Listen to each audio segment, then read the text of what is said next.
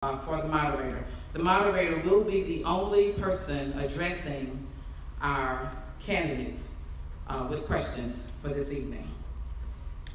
And you'll notice on the cards at the very top, there are subtopics that pertain to different areas of the city, whether it be recreation or utilities. Please check the line next to the topic that most aligns with your question. And I also want to give a thank you to Dr. Shannon Vincent and the Moss Point School District for the use of this facility tonight. They've been so gracious and so helpful, and I do want to acknowledge them and thank them for that. I wanted to go over briefly the voting precincts because I think it was a little bit of confusion the last election, so I was asked to read this. The voting precincts for Ward 1 and 2 is at the Creole Fire Station. Wards 3 and 4 is at the Sue Ellen Gym. Wards 5 South and 6 South is at the YMBC, the Young Men's Business Club. And Wards 5 North and 6 North is at Pelican Landing. And I'd like to give you just a little bit of background, a little bit about our moderator this evening. Deborah is the CEO of Deborah Quaid Enterprises, LLC. She's an author and motivational speaker who is passionate about expressing the power of communication in a way that uplifts the marginalized and disenfranchised. In 2014, she founded Use Your Words, the movement, an initiative aimed at restoring the art of communication by creating platforms for unheard voices to be heard. Through this work, Deborah has created safe spaces for audiences to learn to use their words around difficult topics and have open, honest conversations to empower listeners to produce change within their communities.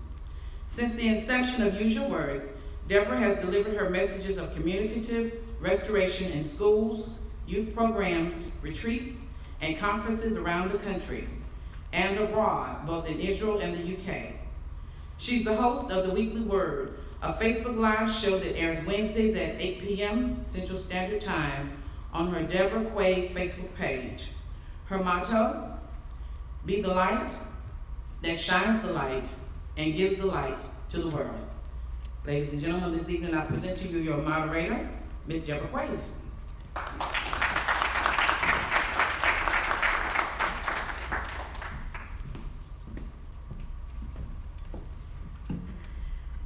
Good evening.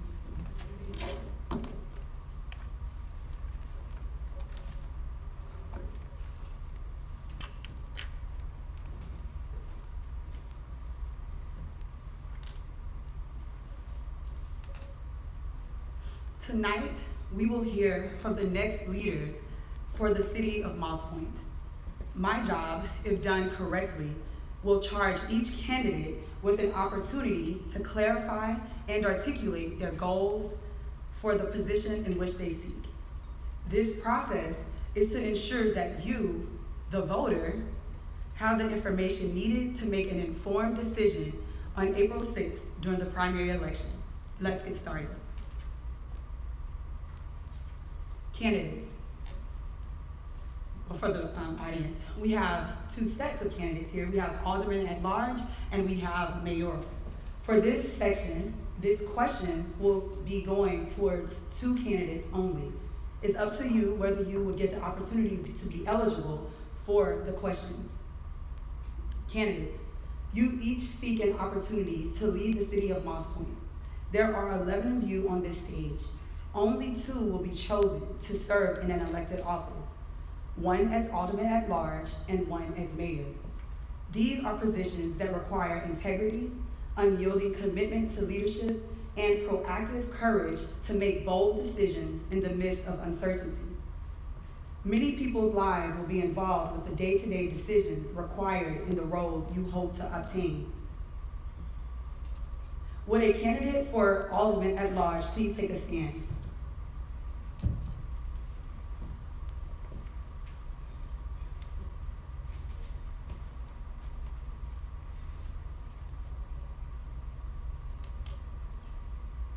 Mr. David Chapman, Mr. Isaiah Hayes, please have a seat.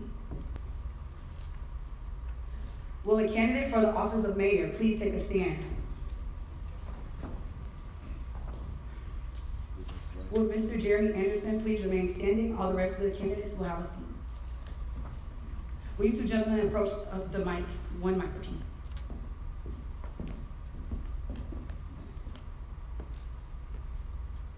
Mr. Jackson, please describe for us in detail how you plan to carry out integrity, commitment to leadership, and proactive courage within the city of Moss Point if you are not elected into the position you seek.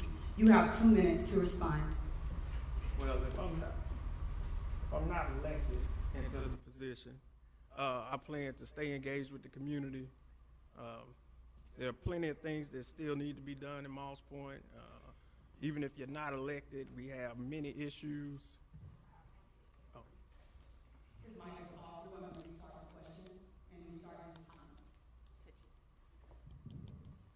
Mr. Anderson, is your mic on? I don't think so.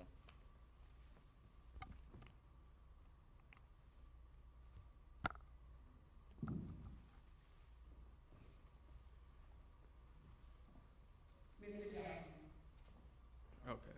please describe for us in detail how you plan to carry out integrity, commitment, and leadership, and proactive courage within the city of Moss Point if you are not elected into the position you seek. You have 2 minutes to respond.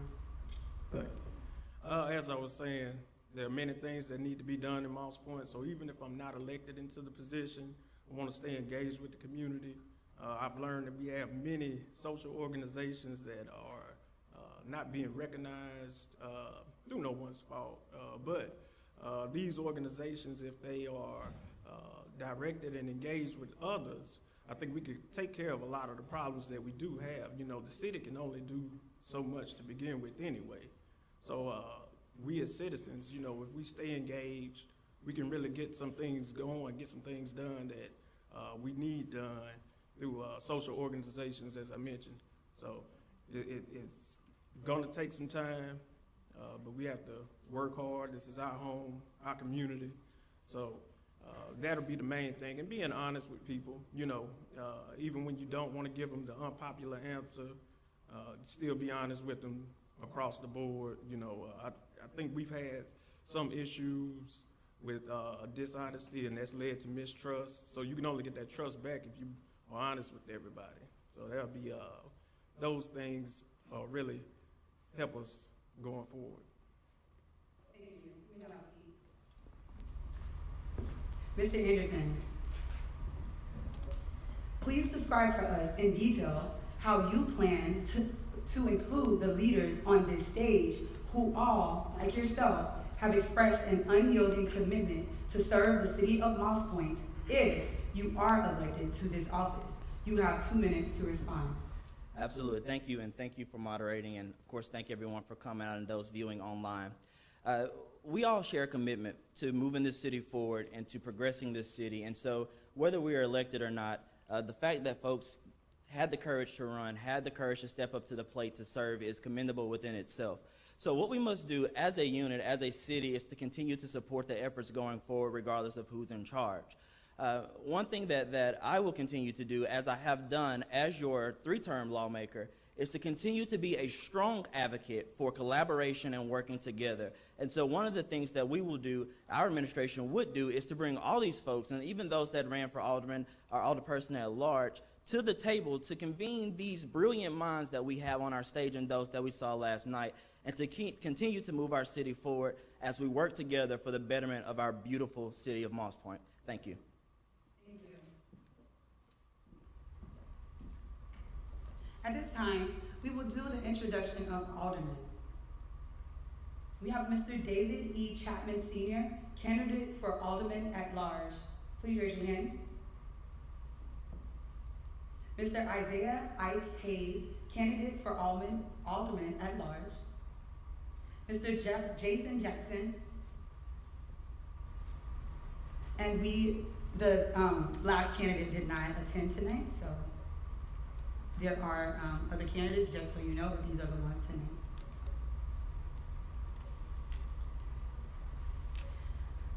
All right, Alderman. Each candidate will have an opportunity to answer 2 questions. Your time is limited to 2 minutes in response. Our timekeeper is to your left. Should you go over the time, you will hear me say time. At that point, you please quit speaking and return to your seat. Mr. Chapman, you may take the mic.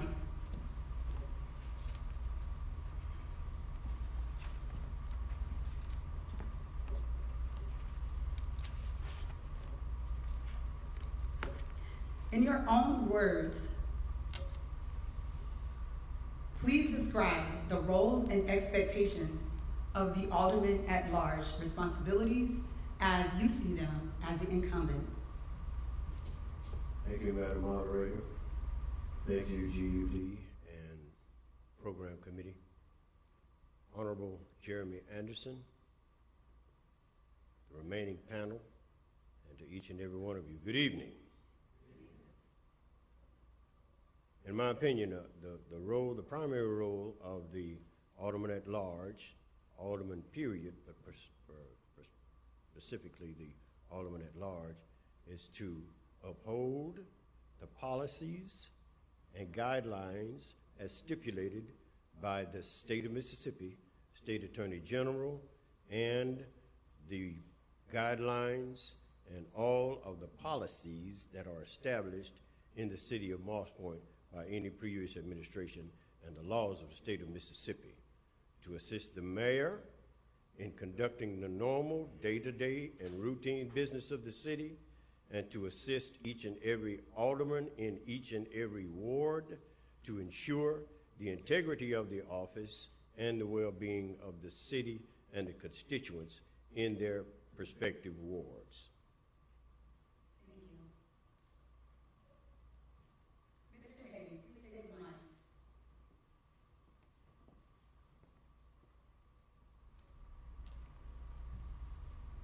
How do you plan to support the mayor if you become the next Alderman-at-large? Good evening, everyone. If elected as Alderman-at-large, I plan to work hand in hand with the mayor to fulfill the vision of this city, to progress it, not only from a standpoint of his or her ideas, but bringing my ideas to the table as well, along with the aldermen. I believe as Alderman-at-large, we are to be the mouthpiece for the constituents in which we serve. We are to be the mouthpiece for the aldermen when we have an opportunity to work hand in hand and sit down at the table with the mayor to express the concerns, the ideas of how we can actually progress this city. That's how I would address and work with the mayor. Thank you. Mr. Jackson, please take the mic.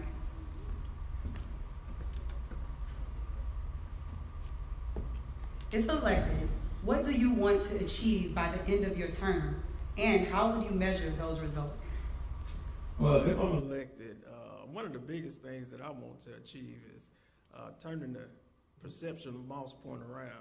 I think we can measure this by our general attitude towards our own city, and I think that'll affect a lot of our neighboring residents, you know, in Pascagoula and the rest of Jackson County. How we would do that, it's going to take some of what you said earlier, you know, some honesty and integrity to really get people to buy back into the city. You know, we've kind of stepped away from it as constituents. You know, we're not as I said earlier, engaged.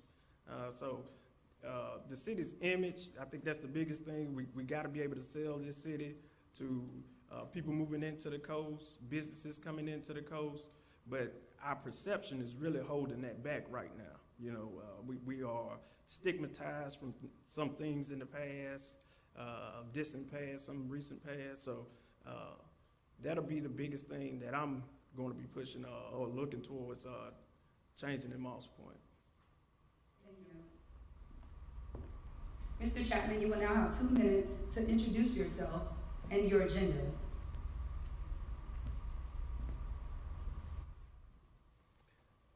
Thank you, Madam Moderator. I'm David Chapman. I am a 40-year resident of the city of Moss Point.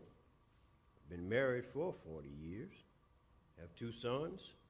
My oldest son was instrumental in helping rename this auditorium where you're sitting, dedicated to Dr. Owens. My youngest son, Darren, is living and working in Richmond, Virginia, and he was instrumental in renaming a section of Railroad Avenue after Dr. Willie C. Williams. So my family has been active in city affairs, civic affairs, since I've been involved for a total of about 20 years.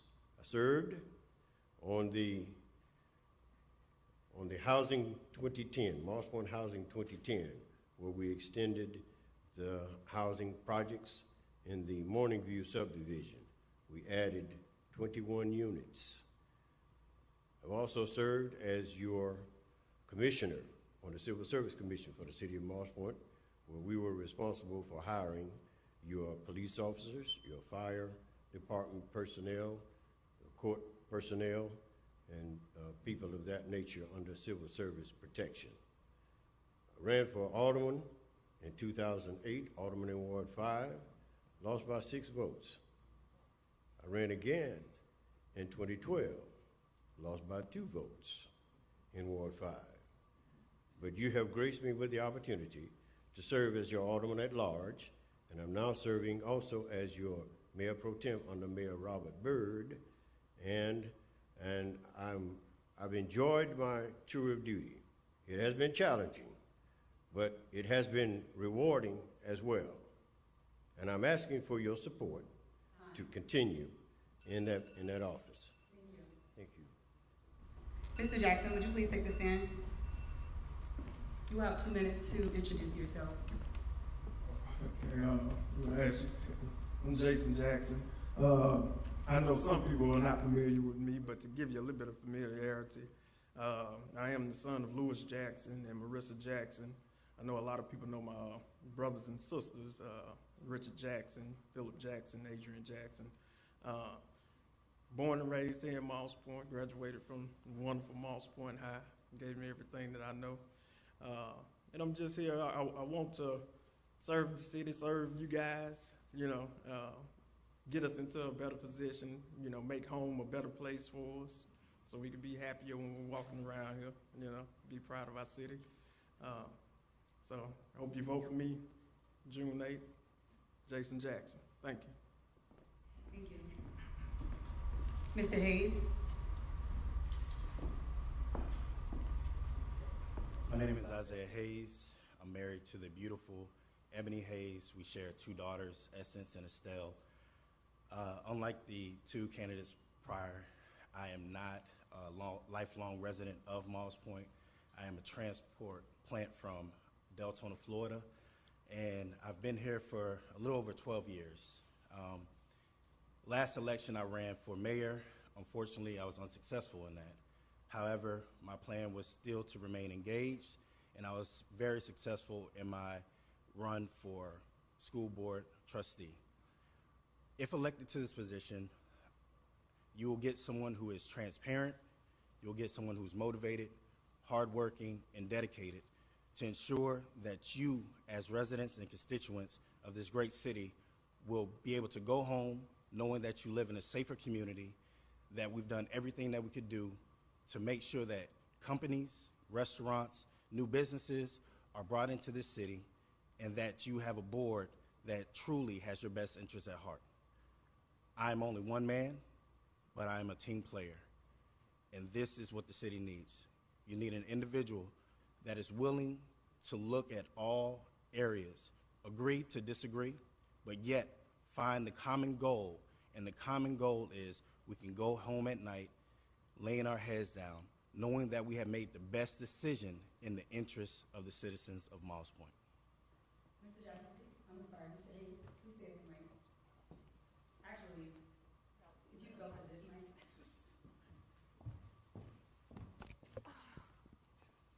To the subject of economy, what's more important for the city right now? Building new homes and commercial space, or rehabbing, expanding, and better utilizing existing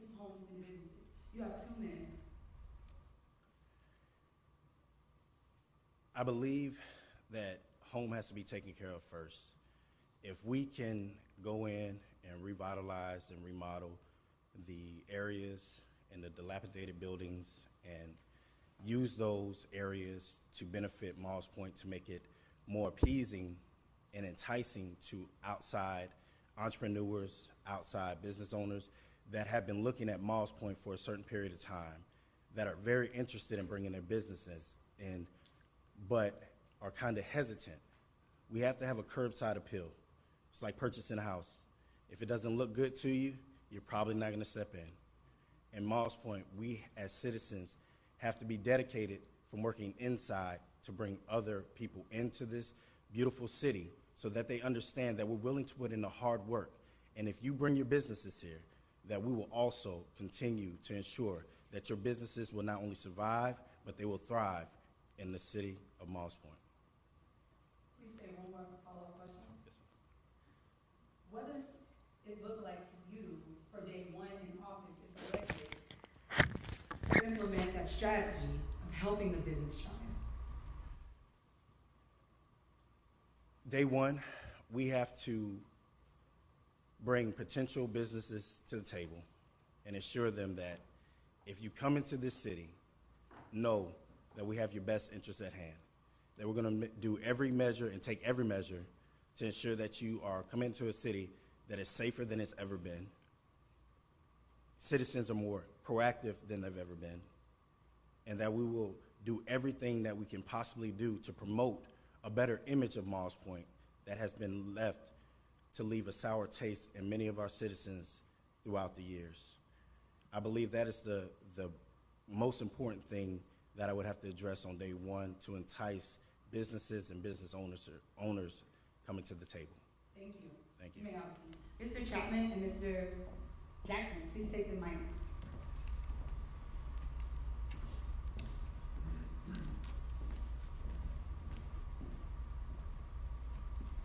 In regards to the city economy, Mr. Chapman, if elected, what 3 steps would you take to put the city on a firmer financial footing? Thank you for the question.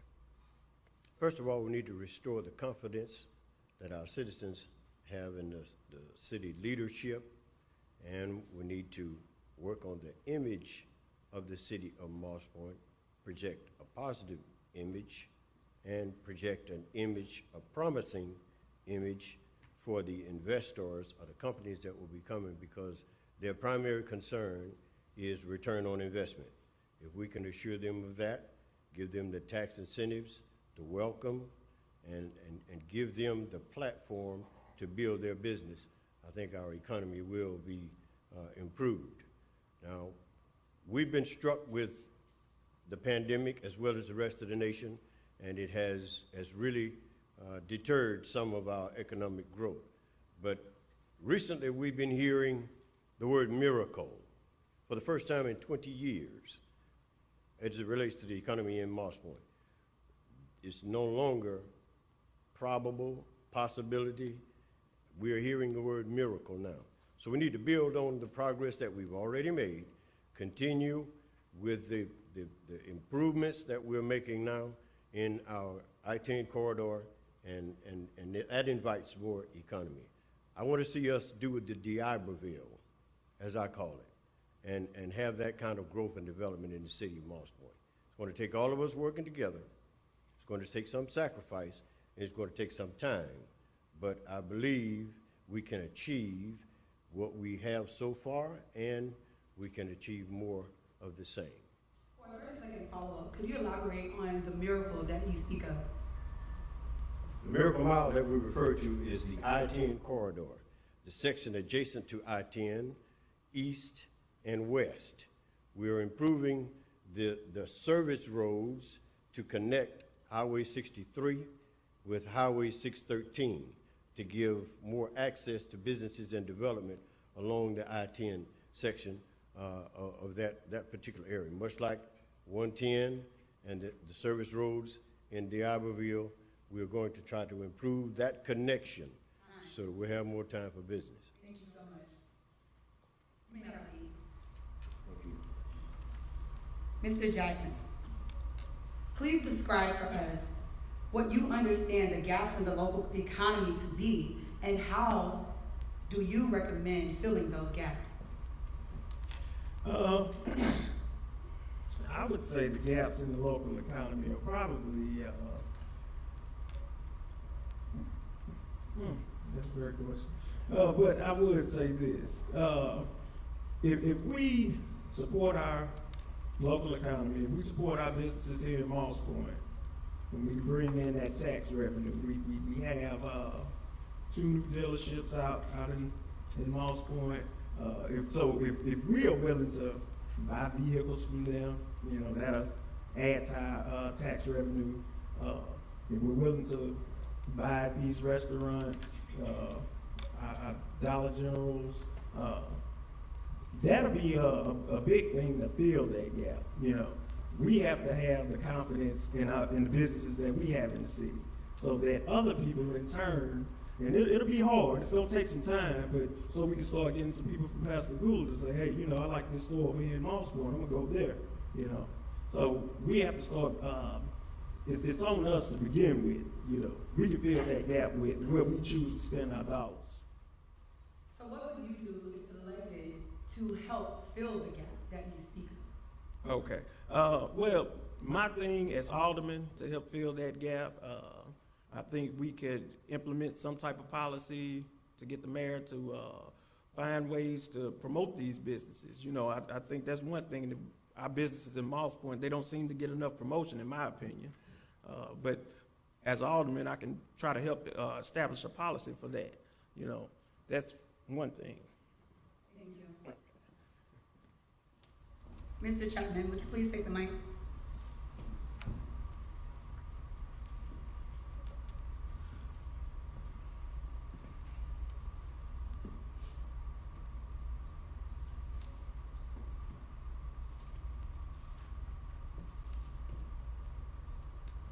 As an incumbent, what has worked well for you in the current position that you hold at Alderman-at-large? What has not worked well? And if elected, how will you implement changes to these areas on day one? What has worked well is we've had a great team of aldermen to work with. We had a very good balance of experience and new, energetic, and excited young aldermen like myself that joined along with them. So we've had quite a bit of success in some of our initiatives, and I mentioned the expansion or the additions of the work going on out at I-10. We've added a dealership. Of course, now that was on the shoulders of some of the efforts of economic development ahead of us, but we worked well with the programs and ideas that were already in place. We added our own, and we were able to have I think even in the midst of disruptions that we had, we still had a successful administration. Now, one of the worst things that had worked for us, and we were all aware of it, we had a mayor that made a mistake.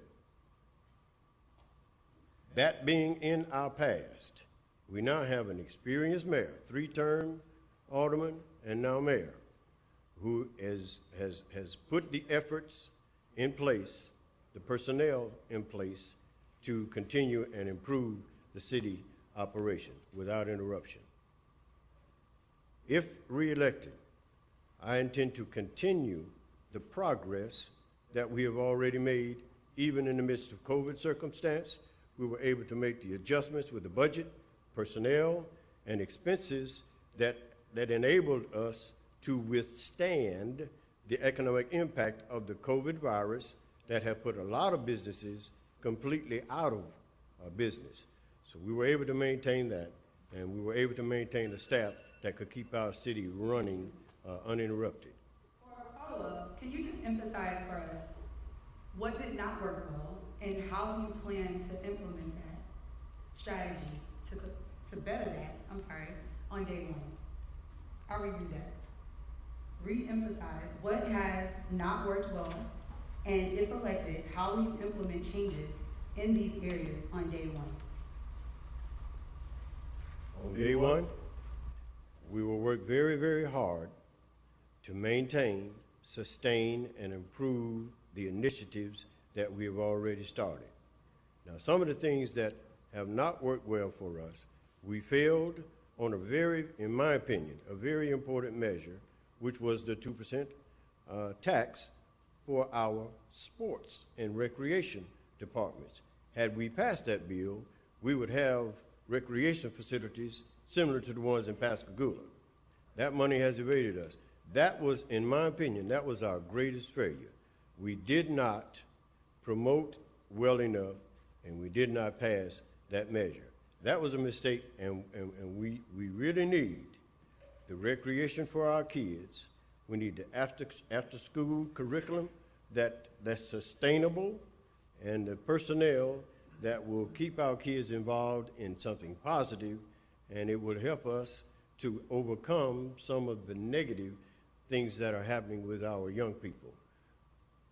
That initiative and the fact that we had disruptions, disagreements, lessons learned that we can now benefit from, that we can now take advantage of and implement. But recreation, safety is another item that we must address on day one. We have to make our city safe, or we can't expect businesses or new homeowners to come and invest in our city. Thank you. Mr. Hayes, will you please take the mic?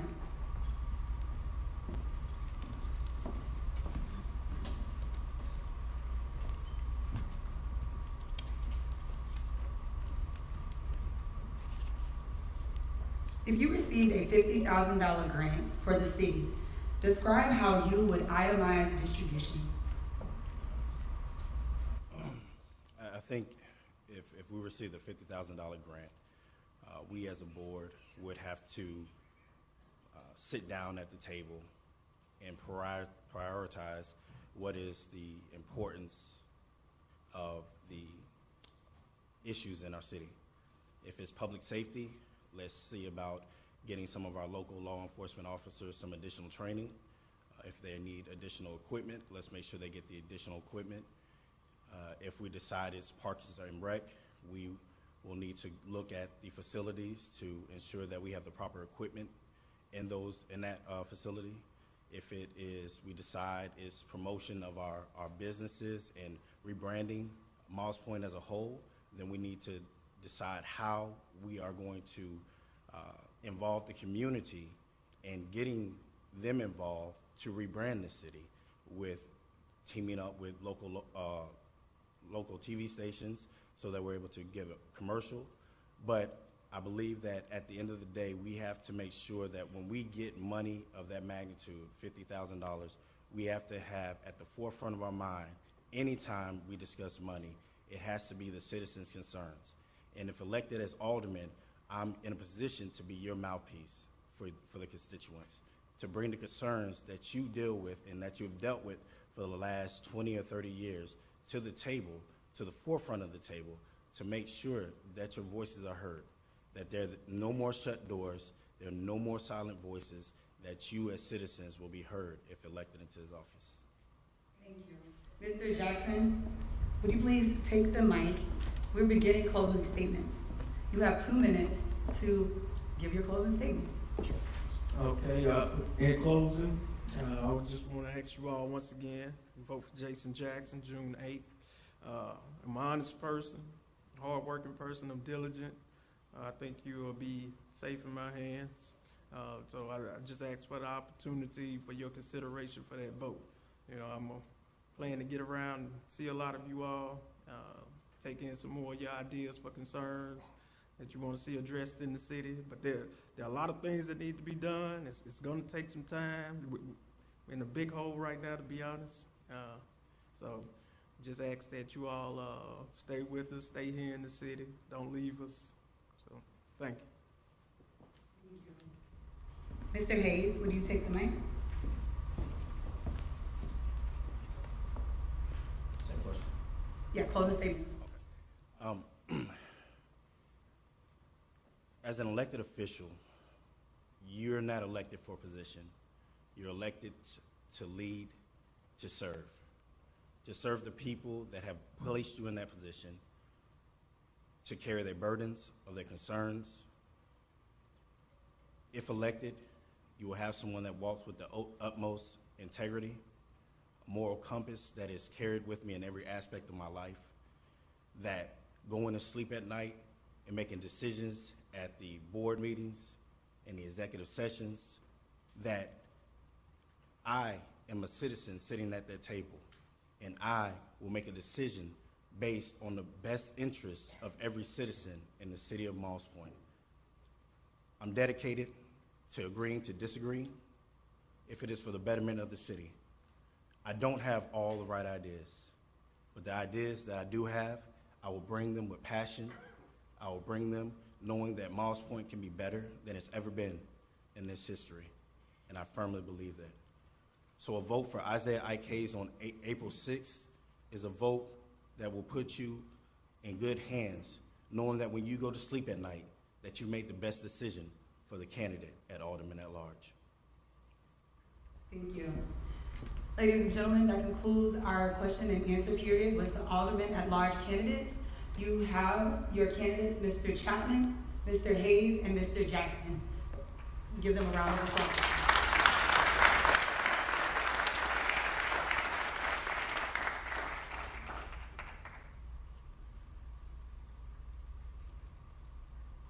At this time, mayoral candidates, we will begin your question and answer period.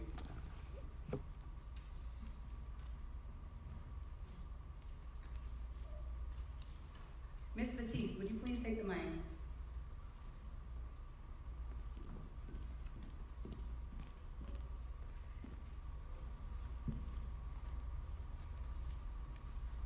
In your own words, describe the roles and responsibilities required of you if you are elected to the office of mayor.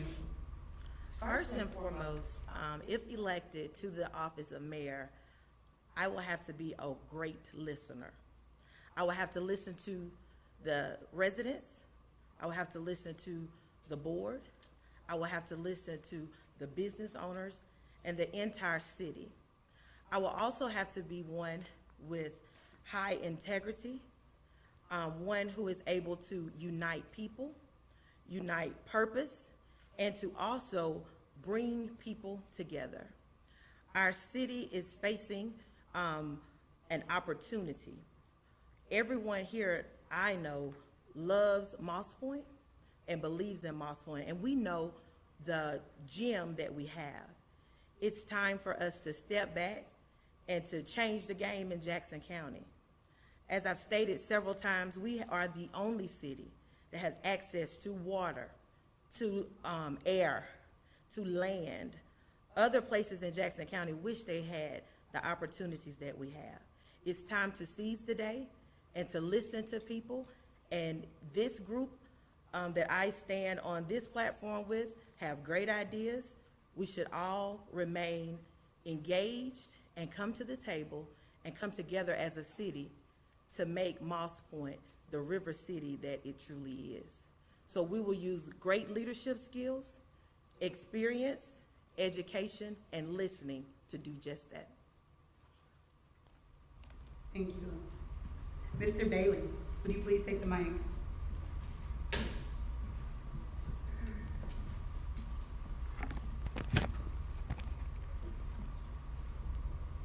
What life, business, or political experience do you believe best qualifies you for the role you're seeking?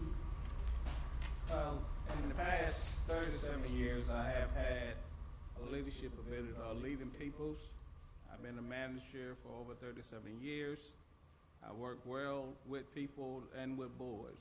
The last 5 years, I work as the commissioner for the MRH Housing Authority for Jackson County, in which there are 14 counties involved. I am a primary role on that board, and it have a lot of people working there to bring better for our city. I also have worked in my own business, and I have a construction business. I have a pipeline business where I used to do being a pipe, and my biggest thing, I have worked with English shipyards for 37 years, where I was a manager and cooperating with the Navy, getting awards to the shipyard, as well as new businesses on new technology that was coming in. Thank you. Ms. Stallworth, would you please take the mic? Ms. McCorvey, would you please take the other mic?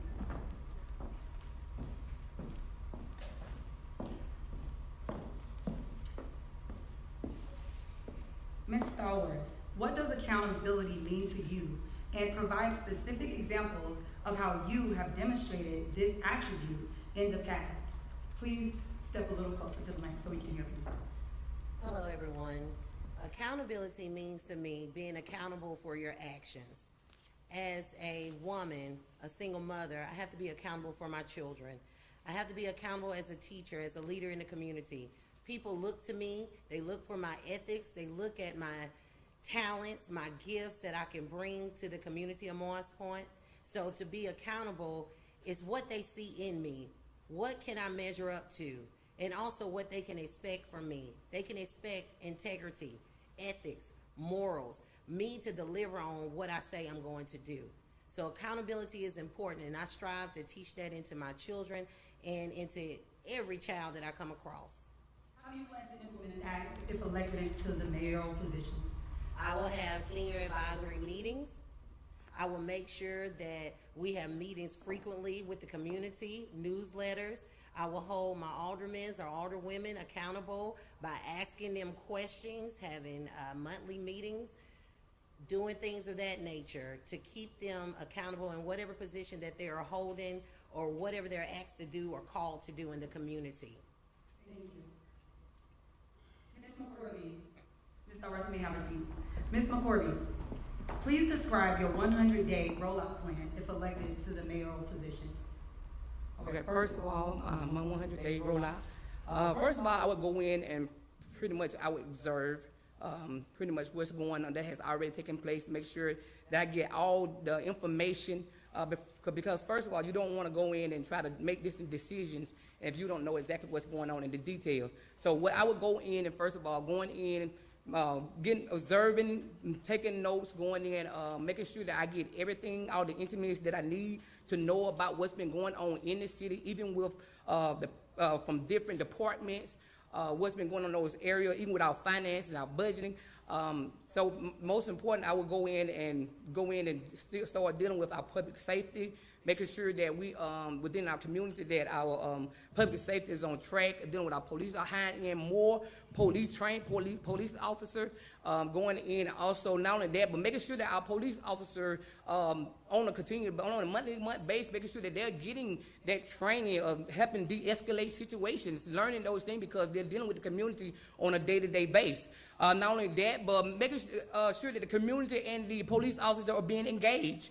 A lot of times, we want people to be able to serve us, but people, I really can't serve you if I don't know you. So one of my biggest things is I want to get the community and the police officers engaged out there in the field by the recreation department. I want to get out there and get the community, invite the community to have just serving food and stuff, and getting the police officers to know the community and community to know the police officers. So when situations and certain situations and circumstances happen, we can be able to de-escalate instead of things getting out of place. So that's one of my things, dealing with that, not only dealing with getting our public safety under control, but once we get that under control, just bringing in more businesses. Because once businesses know that the community is safe and know that their business is safe, the business will come in. So that's going to be one of my things I'm going to do on the first 100 days, making sure that we interact and go out.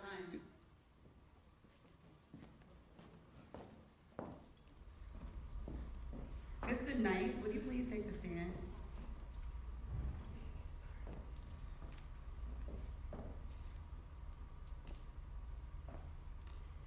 Moss Point is a city that is hurting and in need of strong leadership. It is no secret the ailments both faced and caused by the previous administration. Please identify 3 proven characteristics that suggest you would be the fit for the title of mayor in this election. Thank you. The reason I'm running for this position is because of the experience that I've had over the years in doing this kind of work. I understand what government is all about. You know, we've operated programs like this for over 30 years. I've been in Moss Point since 1965. And because of that, we know what is needed in Moss Point. So the things that we need to do in Moss Point, the characteristics I think that we will bring is that we will make sure that we continue to build the relationships that we need in our community that will help us do the things that need to be done. If we continue to build good relationships, those will be the relationships that we will need when we need to get things done as far as economic development, as far as recreation, as far as police safety. Those are the issues that we really need to focus on. And the relationship that we can build over time will help us accomplish all of those things. There's a lot of work that we have to do at Moss Point. There are a lot of things that we're going to have to do at the same time because there are so many issues that we have to confront. But I think it all starts with relationship building. We cannot do this by ourselves. We're going to have others on the local area, in the state, that would help us do the things that need to be done. So building relationships is really key to helping us get out of this problem that we're in. And those areas that we really need to focus on is economic development. Mr. Name, please stay there for a 30-second follow-up. Please identify 3 proven characteristics that suggest that you would be fit for the title of mayor in this election cycle. One is the leadership skills. That is a characteristic that I have that has been proven over time. You know, we all have a record to run on. I have a proven record of leadership. The other one is dealing with people. I am a people person. From the standpoint of bringing people together, we've got to be able to bring the community together as well as bringing the staff together. And the other one is bringing the whole community together. Last night there was some discussion about we have to build the trust of our community back. Thank you, sir. That's time. We can do that. Thank you. Mr. Bradford, please take the stand.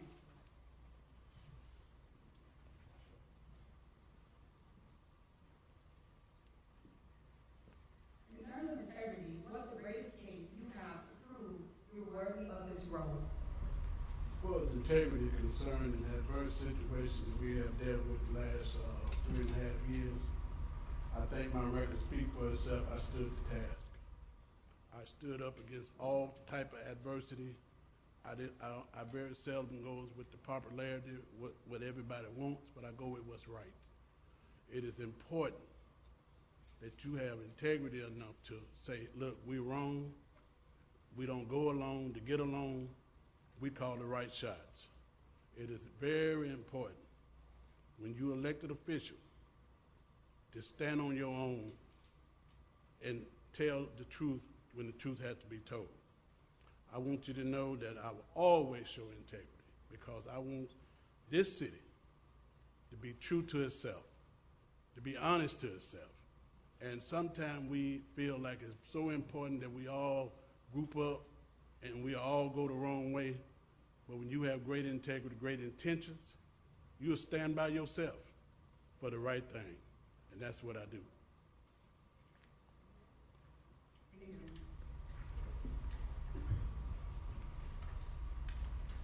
Mr. Anderson, would you please take the mic?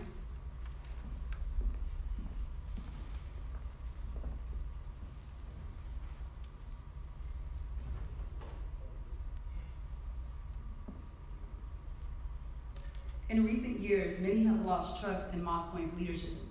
If elected to your desired position of mayor, how would you best work to restore that trust? Thank you, great question. I've actually worked towards that in my 3 terms as your lawmaker. One of the major things that we do in my office is to make sure we're being held accountable by the constituency that elected us.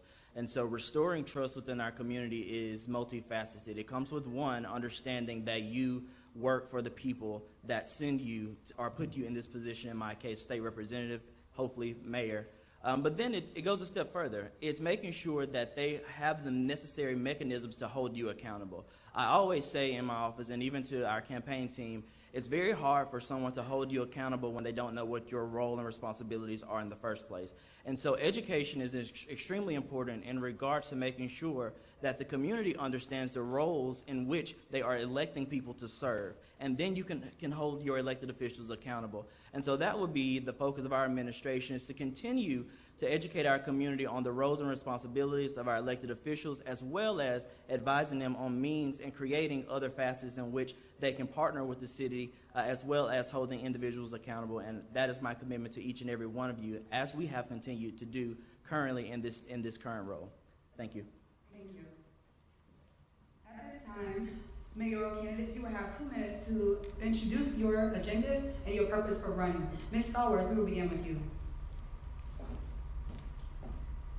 I am Shara Stallworth. I reside in Morris Point, Mississippi. I have 2 children. I am a single parent. I have a doctorate degree, graduating this year in public administration. I have a master's in policy and public administration. I have a bachelor's from the University of Southern Mississippi in child and family studies, and I have an associate's degree in child development. I've been working with children all my life, and I love them dearly. Education is my motto, and I love children, and I believe in bringing the best out of them. Number 2 would be my prayer and simple agenda. I want to keep it simple for Morris Point. My prayer agenda is simply the umbrella of what I'm working underneath, and also what I expect from the leaders of Morris Point. Prayer, responsibility, accountability, yielding to change. A lot of time when you have new people come into office, the older or the people that's been on the board for a long time don't want to change. They don't want to update policies. Well, I'm here to change that. I want to see a better Morris Point, and it's going to come with some tweaking some policies and updating them and get them to be at a performance where we needed to be in order to bring investors in.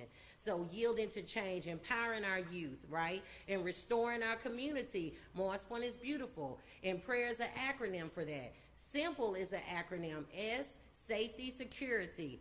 I, investing, bringing investors in. Innovation. Morris Point needs innovation. It took forever for us to get Chromebooks. Manpower. Partnering. Leadership, education. All this is a part of my simple agenda. You can visit my website, voteshirestar.com. I have a women's organization, Creative Women Enterprise. I'm on TV. I have a platform already. I'm not here for the money of Morris Point. I'm here because I care about the people of Morris Point. And I've been doing this every day since I was 15 years old as a pastor and a leader in every community I moved to. Thank you. Mr. Knight, will you please take this stand? You have 2 minutes to introduce yourself and your agenda. 2 minutes to introduce yourself, your agenda, and your purpose for running. Yes, Abdul Knight. As I said earlier, I've been in this community since 1965. And while in this community, not only have I just lived here, but I've been working in this community as an educator, as an administrator, as a businessman. And I ran one of the largest agencies here in Jackson County that was a social service agent helping most of the people in Jackson County. I've served on the hospital board, Singing River Hospital Board executive directors. I've served on the Morris Point School District Board of Trustees. I've served on the Jackson County Economic Development District. So I've done a lot of things within our community during the time I've been here. But I'm running for this position not because of those things, but I'm running because we have the experience of operating programs that runs like the city. These government programs that we operated at Jackson County Civic Action, there's a carbon copy of what will be needed in the city. Different departments, budgets, managing people, writing grants, negotiating contracts. We've done this work. We know how to do this work. I will bring those skills and that talent to the city in bringing people together to put our city back on track. I know how to do this work, and I ask for your support in giving me the opportunity to bring those skills that I have learned over the years. And know again that it's not only the experience, but are you qualified for the job? Experience is good, but qualification is important. Mr. Bradford, will you please take the mic?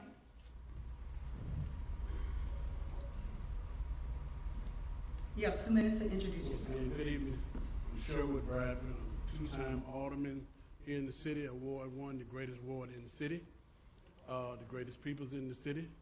I'm married to Miss Sid Sarisa McLeod Bradford, Head Start teacher here in the city. I'm the father of Simone Elizabeth Bradford, the greatest 8th grade teacher here in the city. And I'm the father of Sherwood Bradford Jr., a staff sergeant in our United States Army. And my agenda is clear. I was there the last 3 or 4 years.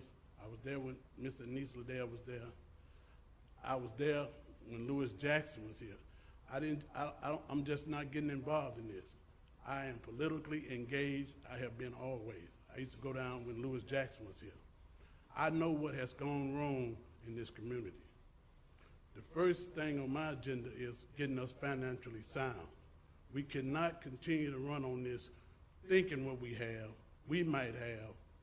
My first order as mayor to ask the board to support me with a forensic audit to get this city on a clear footing. A forensic audit, I want everyone to understand, there's nothing bad about that. They do it all the time. It's like you go to the doctor and they take your vital signs. They feel all over you, take your high blood, but you're still sick. And he can't figure out what's the problem. He said, I need an x-ray. We need an x-ray on this community. We need to look inside this community and find out what is our financial problem and what went wrong, how it went wrong.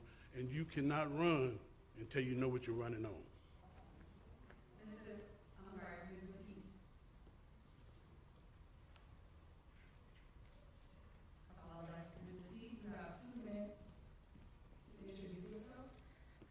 Good evening, I am Tanisha Danielle Baptiste, and I was born and raised right here in Moss Point. I'm a graduate of Moss Point. I am Edna's daughter. My dad was Louis Weege Taylor. They both are graduates of Magnolia. I am Tony's wife. I'm Chloe's bonus mom, and I think some of you may know about my little Tiffany, my little puppy. I love Moss Point. I care about Moss Point. I love the people in Moss Point. And I'm running for mayor because I believe that I have the experience, the drive, the dedication, the listening skills to be one of the best mayors we've seen. Leadership you can count on is my motto because I am a leader that you can count on. I have served in public service all of my career.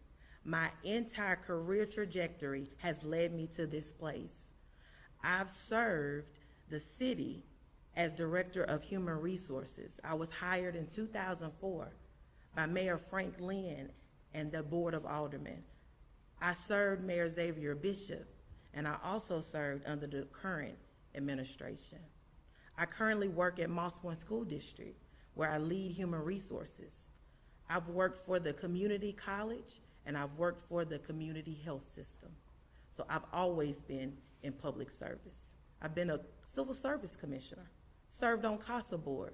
I can go on and on. I love Moss Point and I'm gonna do what's right for Moss Point because I love each and every one of you and we have the best city in Jackson County. Thank you. Mr. Bailey, you have 2 minutes.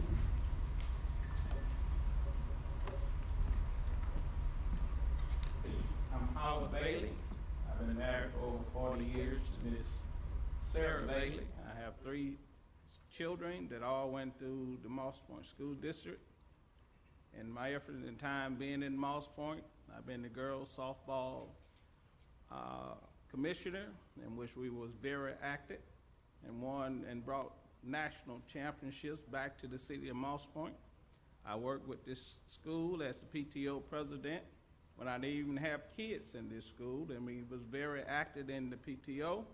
I was one of the lead guys to come in to bring uniforms into the school district. So all around, I love students. I love working for the city. I believe the city has some beautiful work, but it's work that needs to be done. And my motto for this campaign is rebuilding the city, step by step again. Get us to the recognition and the pride that we once had, that we restored, that the people will recognize who Moss Point is. We have lost our swagger, if I can use the word, and I'm here as your next mayor to bring the swagger back to the city of Moss Point, back to our school district, back to our recreation department, and back to restaurants that we can sit down and eat, and we can go about serving one another. We need unity between the whole, everybody. As your mayor, I will bring the aldermen together, and I will task them for their wards to bring back to the board and bring back to me that can see what is needed in each ward, and as your mayor, how can we address those issues at the table? Thank you. Thank you. Ms. McCurdy.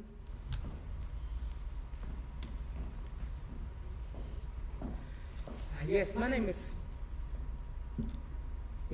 Ashley McCorvey. We've pretty much been a resident of Moss Point for 28 years. I moved here when I was 11 years old from Mayoral, Alabama. Pretty much anybody asks me where I'm from Moss Point, Mississippi.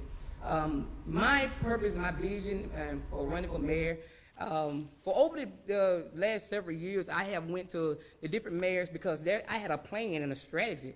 I had it in a banner, and I was like, I wanted to present it to them because I want to see the city grow. I want to see the city move forward.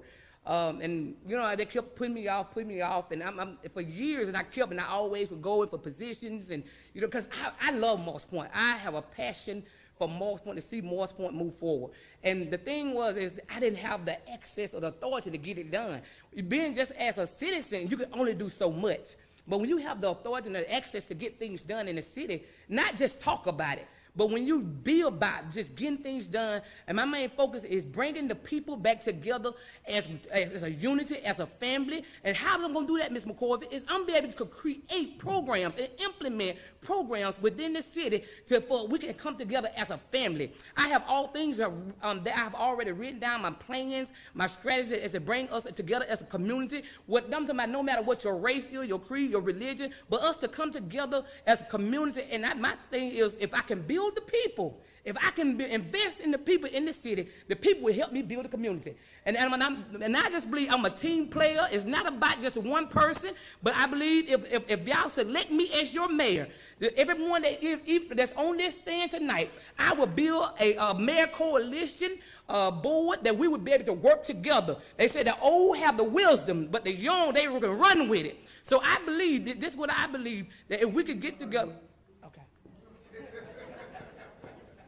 Mr. Anderson, would you please take the mic?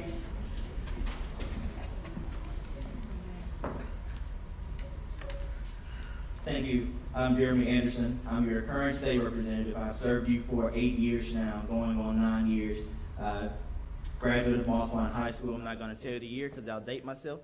But I have served you for 8 years with pleasure, with honor and dignity, both locally, statewide, nationally and internationally, and I think I've done it in a good way. I've not embarrassed you, I don't think. But I would like to continue to serve. My grandparents, many of you know, some of you don't, Alton Joseph, Fannie Joseph, woven into this community from education to recreation. My mom is on the school board now, serving as vice president under President Hayes. And service is what we do. It's what we've always done. It's all we know. And so as I continue to serve you, the people of Moss Point, I look forward to continuing the progress that we've made. Even in Jackson, you know, we are working hard. Our delegation is working hard for Jackson County. I'm working hard for Moss Point. And I'm going to continue to do that. I'm going to bring the knowledge I've gained through the 8 years that I've been in Jackson back home. People want to know why would I want to do that? Because it's not about me. It's about you. It's about the people of this community. And at the core, the very core of my ambition is service to the people of this city. And that is exactly what you will continue to get when you elect me as your next mayor on April 6th. Thank you. Thank you. Mr. Anderson, will you please stay at the mic? Sure. That concludes the introductions. Candidates, we will go back into question and answer with a follow-up. So please just wait at the mic until you know if you have a follow-up to your specific question. Mr. Anderson, the city faces extreme challenges that very much differ from that in your current role. What has prepared you to lead the city in this capacity, and how will you be able to measure that advancement? That's a great question. I disagree with it, actually, though. I don't think that the challenges are different. I think at its concept, the challenges are the same. Moss Point is in Mississippi. Mississippi State, the state of Mississippi currently struggles with economic growth. It struggles with engagement. When you look at voting laws, when you look at the interaction within our community, it struggles with public safety, where we are understaffed in that regard. It struggles with infrastructure. It struggles with economics. Those are not different from anything that we're experiencing here. It is on a larger scale. Our state budget is almost $6 billion. That's nowhere near to what we have here in Moss Point, but the challenges are still the same. And so even within our 100-day plan, or really we call it the Forward Moss Point plan, which I invite you to go and look at electjeremy.com/platform, we outline in 30 pages our priorities to move our city forward, focusing on housing, focusing on the economy, focusing on public safety, and of course focusing on parks and recreation. And in that 100 days, we're looking to transform in those areas. So I encourage you to go and look at that. But the concepts are still the same. And so our administration will look at ways to change that. So when we talk about economics, we need to invest in our small businesses. When we look at public safety, we need to make sure that we have adequate police officers. We need to make sure that we're investing in our infrastructure, because that is also a part of public safety. When we talk about housing, we need to prioritize housing in our community. Part of our 100-day plan is to actually have two apartment complexes by 2023, and we have a plan to do that. So if you have a moment, please take a look at that, and I look forward to the continuation of questions in those areas. Thank you. Do you feel that you have been connected enough to the city to engage with the immediate needs for the city? Another great question. Yeah, I live here.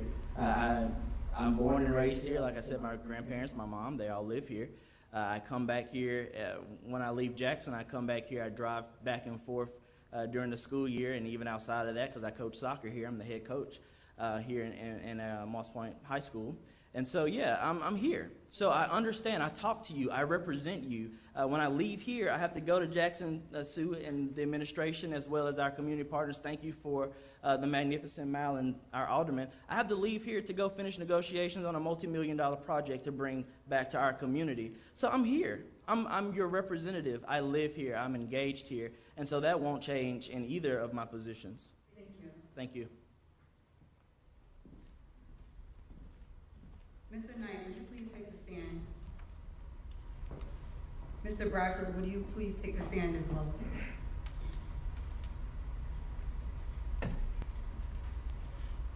Mr. Knight, Pascagoula has the 2% tax going towards recreation.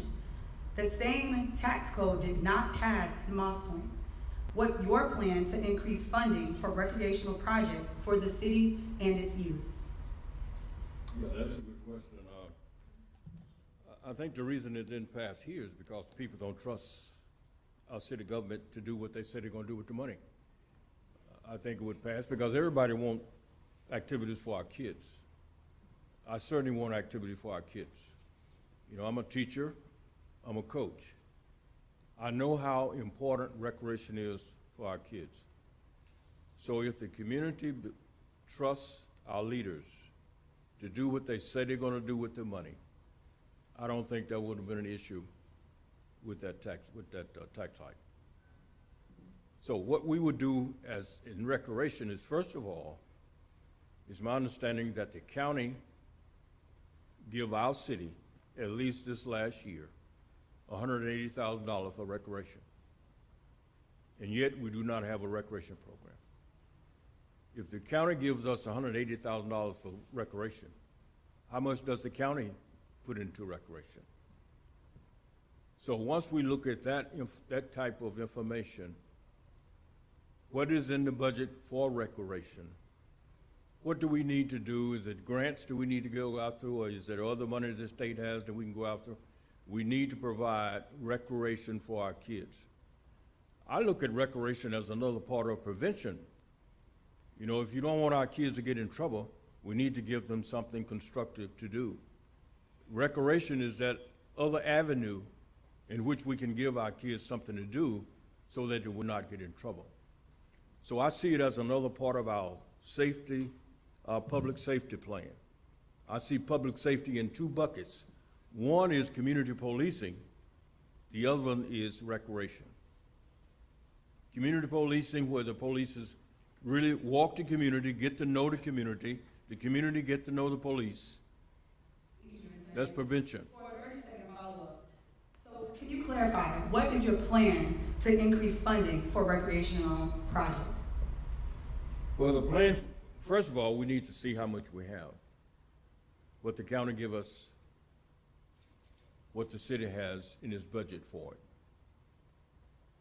Now, we may not be able to have the kind of recreation that we would like to have right away, but the amount of money we have should be to provide some kind of recreation. Then we need to do just like Ocean Spring has done. Ocean Spring has gone after different kinds of grants to help support the recreation program and many other programs. So that is what we're going to have to do. Now, grants, we cannot live off of grants, but yet that is a beginning part for our programs. Thank you. You may have a seat. Mr. Bradford, explain how you feel the new administration can effectively foster relationships with the private sector, the county, the state, and the federal government to maintain the city's charm while responsibly managing growth. Let's get a few things straight. I want to be real quickly. I heard a lot of talk last night and tonight. We are not losing funding because our untrustworthiness. We're not losing funding because our images. We're losing funding because of lack of organization. The mayor office has to have a great relationship with the state representative. All money flows through the county. We have to have a great relationship with the county. When I take office in July, the first hirees I'm going to make is folks who I'm going to appoint, one to the county, one to the state. You can call them lobbyists or whatever, but we're going to track this money. Right now, most of us sitting here, we don't know. Just this week, $27 million came into Jackson County for COVID-related incidents. We don't have anybody in the city of Moss Point know what the idea was, what's the concept for it. We have to be more alert of where the money is. It's money all over the place, but we have to be focused. We have to be willing to go to these places. And as the mayor, I don't have time to go to Washington, D.C. I've been there plenty of times in my life, but I'm gonna have a staffer focused on Washington. I'm gonna have a staffer focused on Jackson. I'm gonna have a staff focused on the county. We're gonna have weekly meetings. Where is money coming from? How can we qualify for it? And we need to get some of it because we need it desperately. But we have to, it's not the trustworthy thing. We have to show folks that we really know what the money's all about. They trust us, but they want to do, if you don't, you have not because you ask not. And you ask not because you don't know not. And that's just, if that came out right. If you don't know they have money, you're not going to ask for it. We have to be alert. Thank you, Mr. Bradford. For a 30-second follow-up, could you paint a picture of what you would do if in office with the $27 million that you referred to? Well, one thing about, real quickly, it's COVID related. Whatever we do with it has to be COVID related. We have to come up with some COVID programs. we can't just say, well, we ain't got nothing. If it ain't nothing but checking temperatures at the door, we want to get this money in here and use it. And grants and all that, I heard somebody say about grants, every grant come with guidelines. You can't bring a grant in here and do what you want with it. It's by guidelines, because if you do, you might lose your freedom.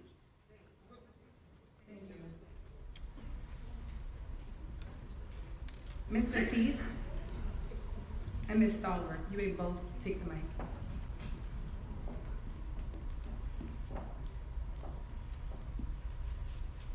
Ms. Batiste, what is one idea you could offer to make Escataba residents feel more included in the city of Moss Point? Great question. In canvassing, that is something that we've heard a lot, that a lot of the Escataba residents do not feel connected to the city. So because that's something that is very important for everyone to feel inclusive, we would have to go out to Escataba and speak with the residents there to find out exactly what they need, what their desires are for the city, and to make sure that they feel a part of. Oftentimes in leadership, we fail to ask the people we feel that we think we know what's best for the people, and they don't know. We don't think they know, we think we know. So I would first talk to them, bring them in to the city, we going out, making sure that they feel a part of. So I would talk to them and get a steering committee of leaders in the Escataba community working with the aldermen and that specific ward to make sure that they feel a part of. And we would ask them what they need to be successful, what they need to feel a part of Moss Point, because everyone is important in the city. We need everyone, including the residents in Escataba. How important of a priority would this initiative be if you were elected to mayor? Very important, because I am a very inclusive leader. So I want everyone to feel a part of, regardless of affiliation. Everybody in city, if elected, I'm the mayor for everybody. I will be working with everyone. So that is very important, that all citizens feel a part of and included. Thank you. You may have a seat.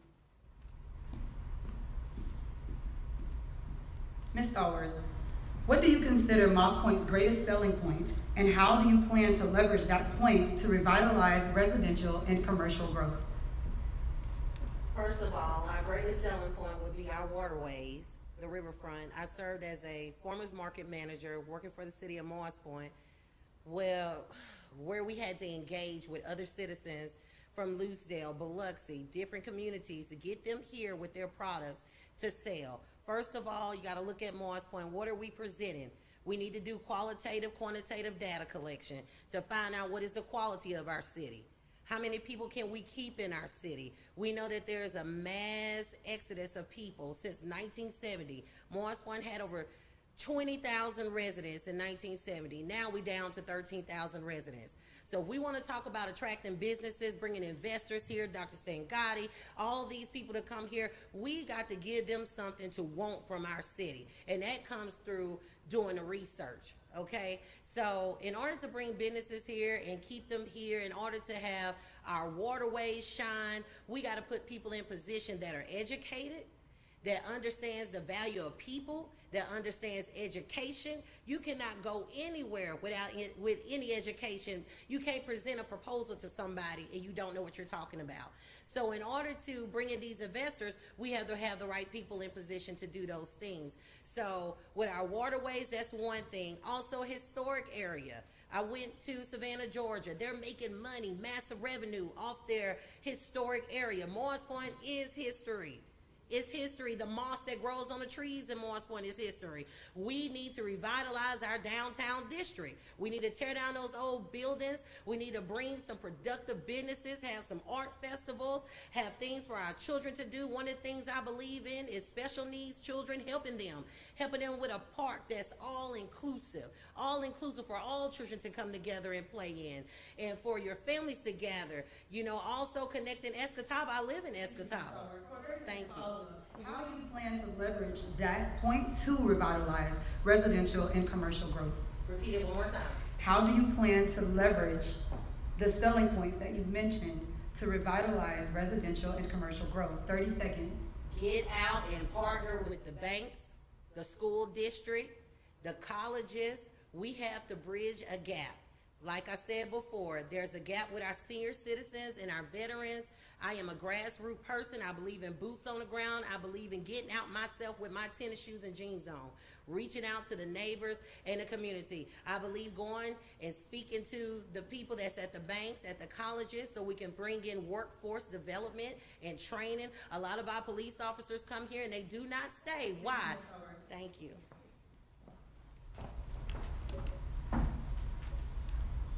Mr. Bailey and Ms. McCorvey.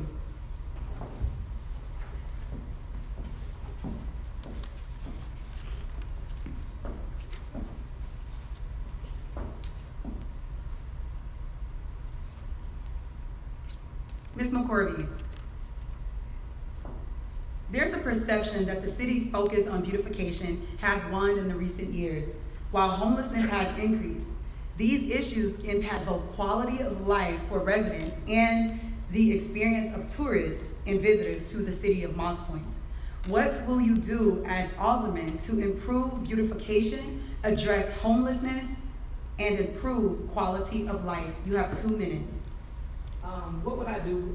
First of all, for the beautification, as being a mayor, you can connect with different banks. As my research and as I've been studying upon the different things within the city, you can get money where we could do facelift for our community. A lot of businesses, as I looked around, a lot of our businesses, they kind of run down, and some of them just need some good paint jobs. I'm just being honest. We just need some good paint jobs out there. But we have money that we can get to get facelift for our city, especially on the downtown area. We want to beautify that area. We can get grants for the help with our city.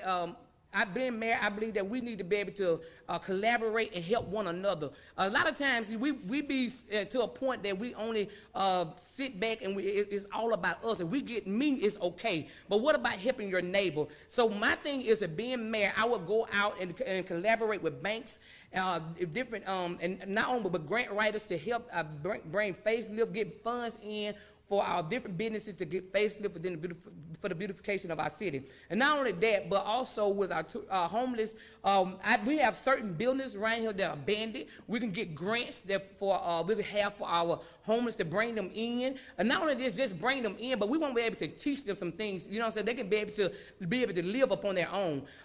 So there's different buildings that are around in the city of Moss Point that we can get and that we can get grants for, that we can use to help our homeless. And not only that, with our beautification, with the homeless, and you said the beautification, there's money that we can get as, being as a mayor. If you choose me as your mayor, I promise you I will work hard and get this money for us to beautify our city. And not only that, to get our homeless off the street and help them, there's different tools and resources that we can give them, they can be able to live on their own. Mr. Bailey, in regards to crime, recently, all minors were placed on a strict curfew as a result of continual gun violence. What is your plan to address the issue of crime in the city, especially as it relates to organized crime, of drug houses, gang affiliates, and others? Well, first of all, those areas that we know that are very active in drugs and activity going in, we would have to bring in more cops to monitor those areas, to go in to work those areas. I have a plan that would bring money in from the Estotaba area because of the back when Mayor Jackson went in, he got the water and the sewage from Estotaba, but he didn't pull in the taxes. So if we moved the line, that would be a great amount of money from tax revenue that would come in from Estotaba that could bring in 10 to 12 more officers and more firefighters. Even put a small station in Estotaba itself to handle 3 to 4 more firefighters, as well as a station for cops to be there and monitor that area. So it's a great need in the city. Crime is up, and all we need is to come in and protect ourselves and let our neighbors get active in those areas. Have the neighborhood watch. Call the cops when things are going wrong. I pass by houses and there's 12 cars at a house every week. call the police, and them same 12 cars come by there every week. No action is taken. So it's got to make us more responsible, be more wise in what we're doing, and make sure the cops are going around in those areas, and if we have to send two to cut down on the crime in the city of Mossville. As a 30-second follow-up, with the plan that you suggest, do you feel that that would intensify the relationship or the division between citizens and the police department? No, I think when individuals see cops in their neighborhood, I think it would make them more safe. I believe when our children are playing and they see cops in the neighborhood, it would make them more safe. And the more cops you have in the area, the more task force that rolls down the road, the children and the parents will be more safe in our community. Do you believe that the citizens will feel more safe? I believe the citizens will feel more safe. They can come outside their door and sit on their porch and not have to stay in the house. They can come outside and see the beauty of the city. When they see and know they are being protected when they come outside. Thank you, Mr. Bailey. Ladies and gentlemen, at this time, we will begin the question and answer portion from the audience. Unless the questions are directly specified for a particular candidate, I will call you at random. Ms. Batiste, will you please take the stand?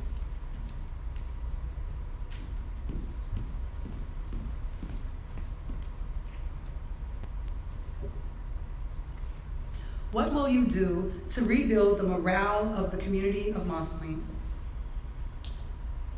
Rebuilding the morale of the community of Moss Point is very important.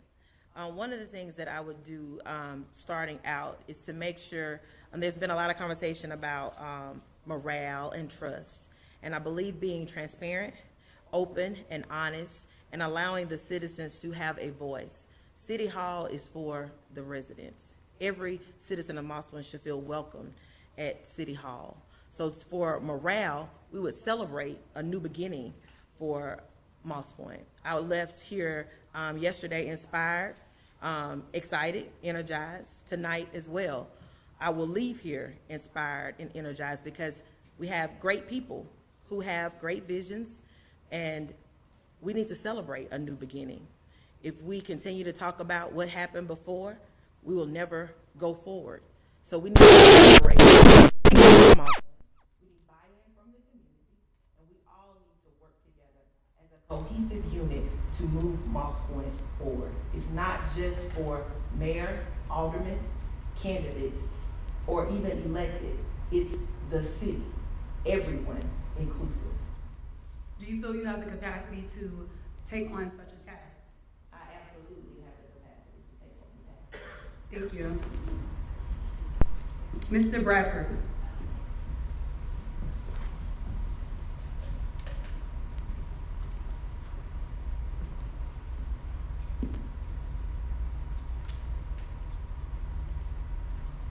This question is in regards to economic development.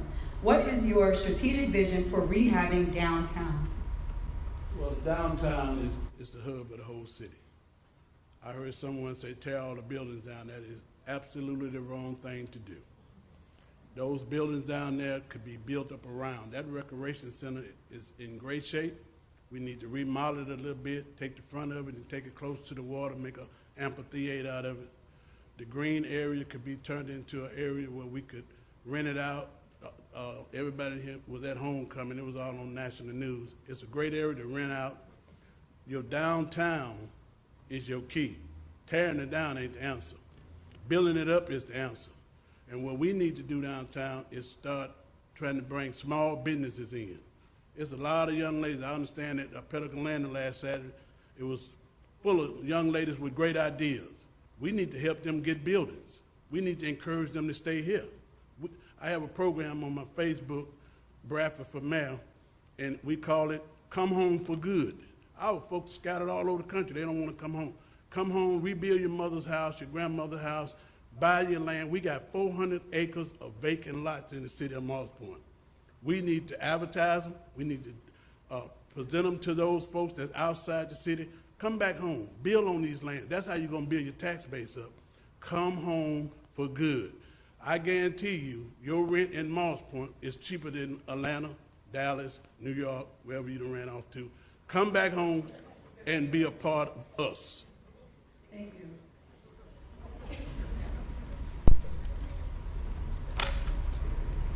Mr. Knight, would you please take the stand?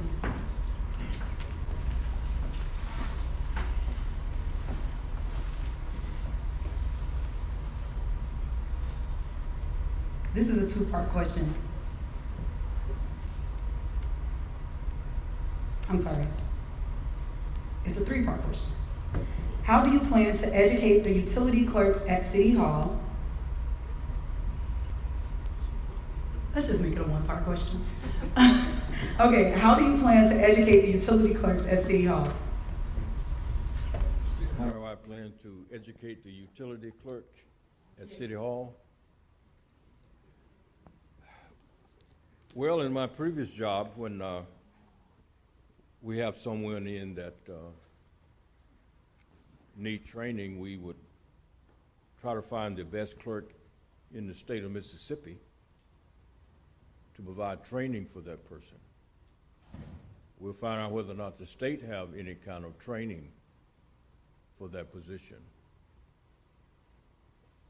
One of the things I pride myself on is how we develop people and departments, because it is key that any success that I may have had in my previous jobs is because I surround myself with good people. We provide them with the training that they need, the resources that they need, and we let them do their job. So I would find the best clerk in the state, and we will provide that clerk with training. Not only that clerk, but every other employee in City Hall would need to have first-class training, because all of them ought to know what their job requires. In order for the city to function like it should, everybody needs to know their job. How do you plan, as a 30-second follow-up, I'm gonna take the 30 seconds from this question. How do you plan to better the relationship and the understanding of the way the utility system works to the citizens? Well, I think all this is part of training as well, because I think that's some of the reason that we're having trouble with our utility bill. I don't know how many of y'all have seen your bill lately, but your bill is 2 months behind. If you look at the date on your bill, the date on your water bill, you're paying 2 months behind. When I call down to question that, they say I was not paying 2 months behind. It's just the way it was set up, and there was a glitch in the system. Well, why don't we correct that? Well, they told us if we change it week by week, it'll eventually catch up. Well, that's not the way that should happen. So they really need some training in City Hall to get that straight. But that's a computer issue that when the company was supposed to come back, in my understanding, to do the training or to work out the bugs in the system several years ago, evidently that did not happen. But if you would check your water bill when you get home or the next bill you get, I believe you're going to see that the bill is 2 months behind from the time that you receive it. Thank you,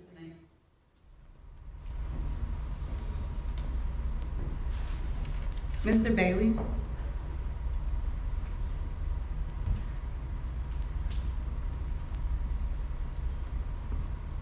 How will you ensure that the disabled citizens are included in city recreational and non-recreational activities? Well, first of all, we have to go out and find a facility and make that facility for the disabled to come and to attend.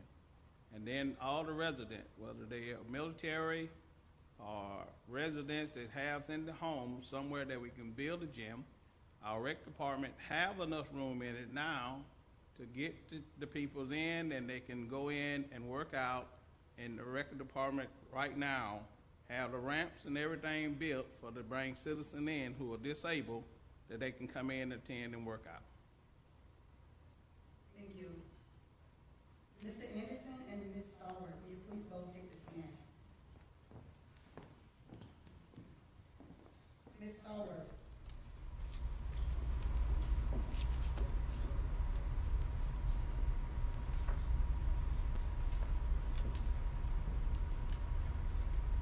how will you partner with the school system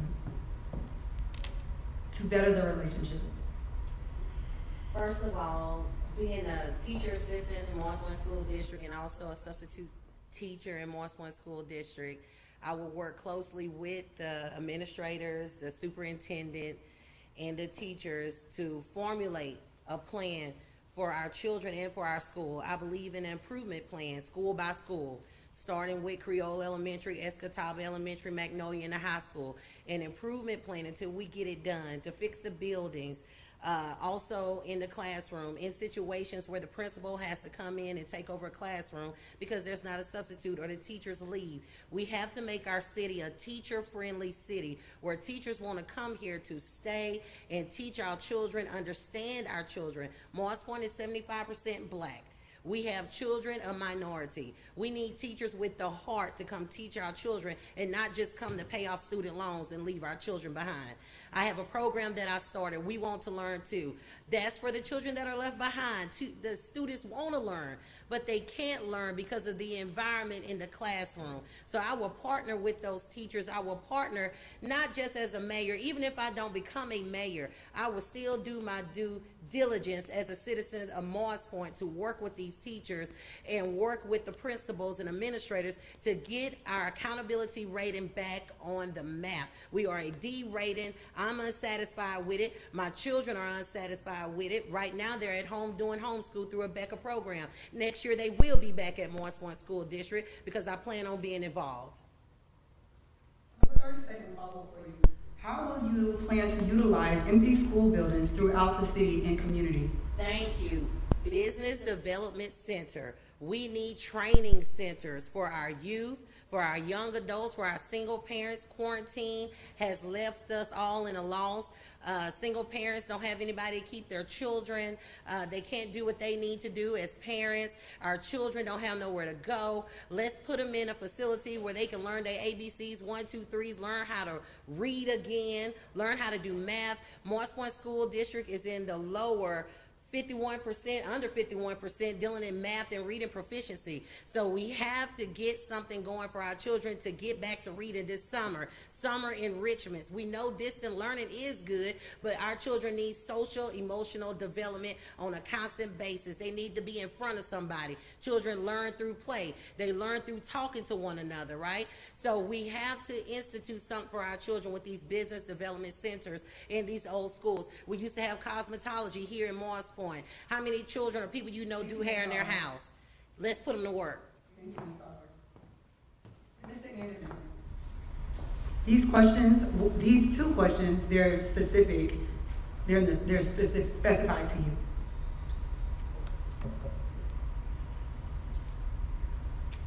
What legislation have you introduced and passed for the governor to sign into law for the city of Moss Point?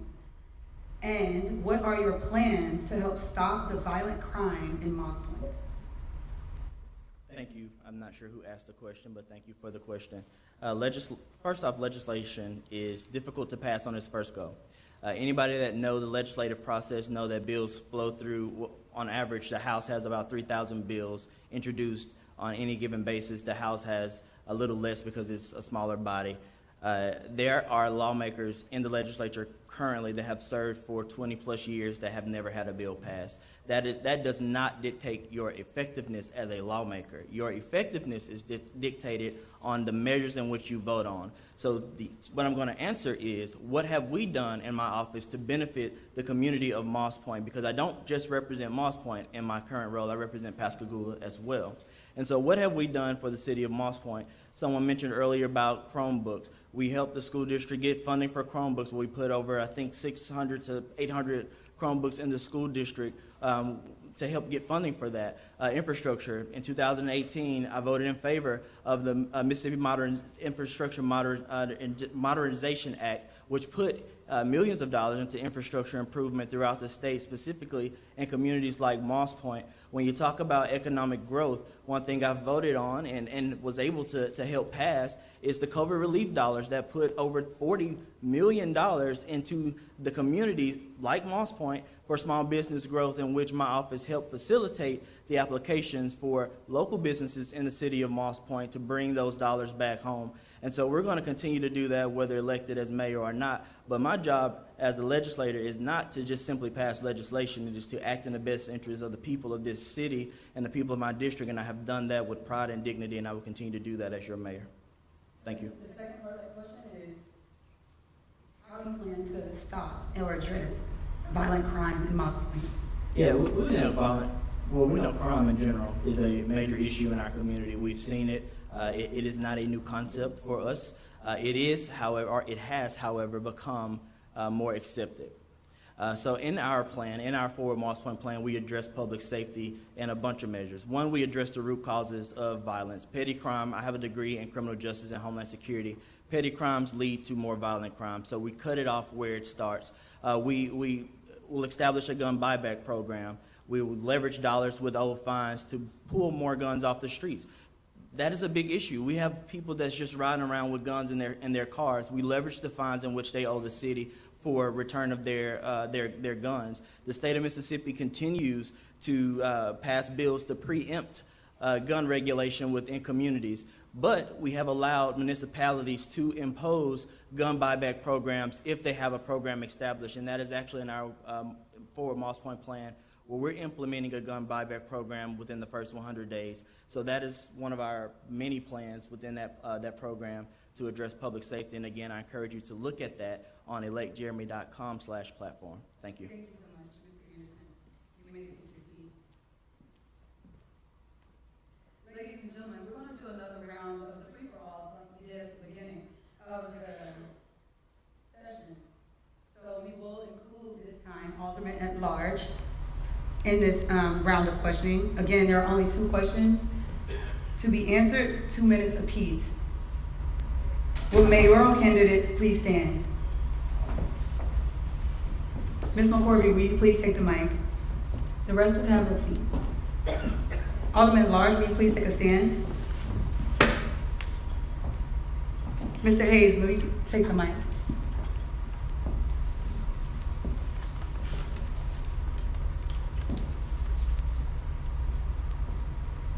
Mr. Hayes, a year later, we are still facing challenges caused from the pandemic. How are you prepared to aid residents struggling to return to a sense of normalcy financially?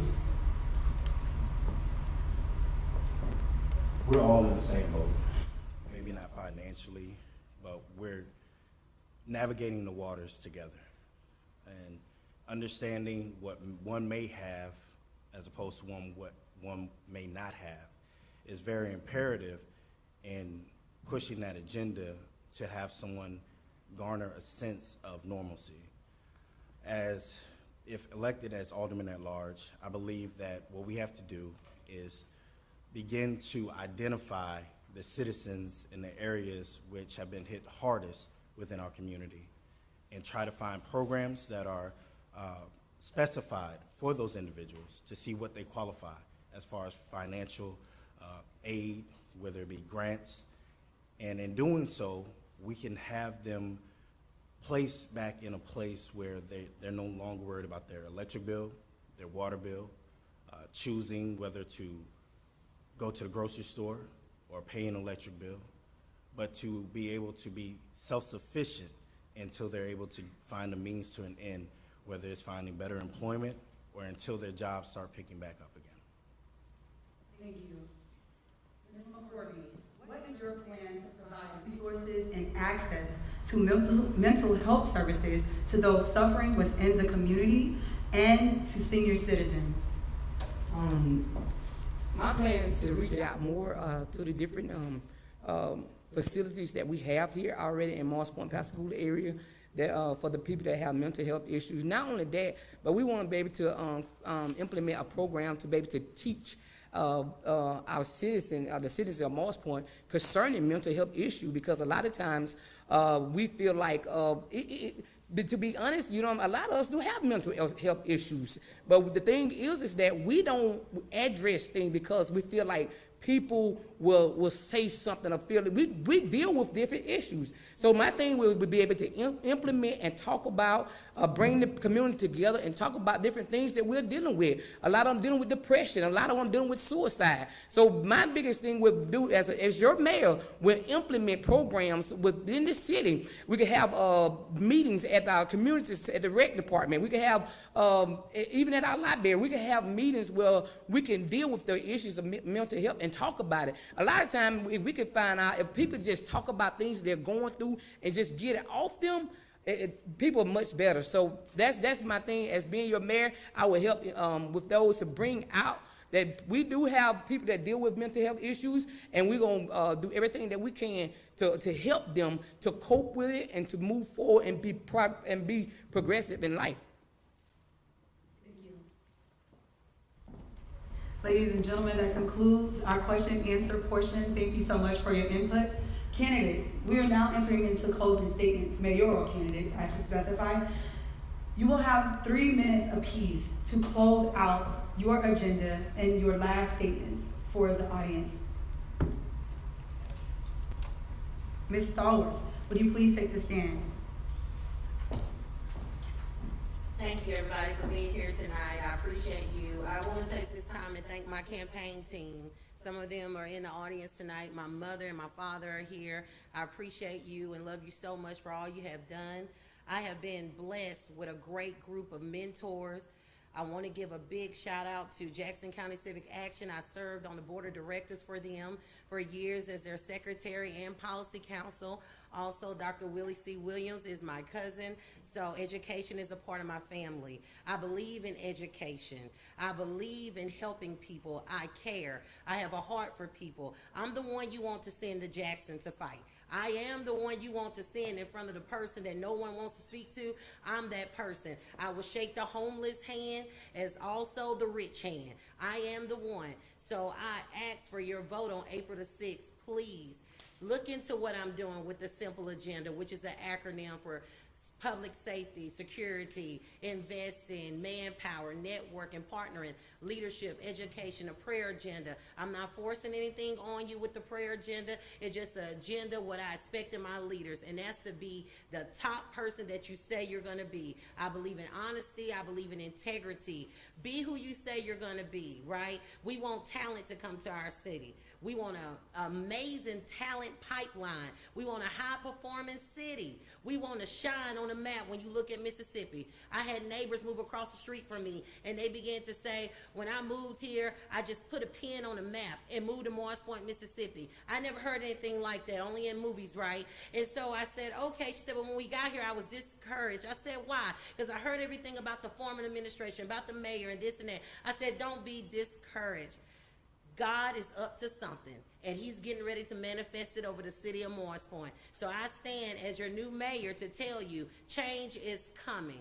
And I agree that we need things to move forward in Morris Point. I agree that we need money. You need somebody to get those community block grants. I've been mentored by the best. Miss Diane Payne, Miss Vanessa Gibson, get those community block grants going. Get the money that we need in this city, the grants that we need in this city of Morris Point. I know how to reach out to lenders. I partner with churches. A church is getting ready to open here in Morris Point. We bring celebrities in here, right, to invest into our hotel industry. We need tourism in Morris Point.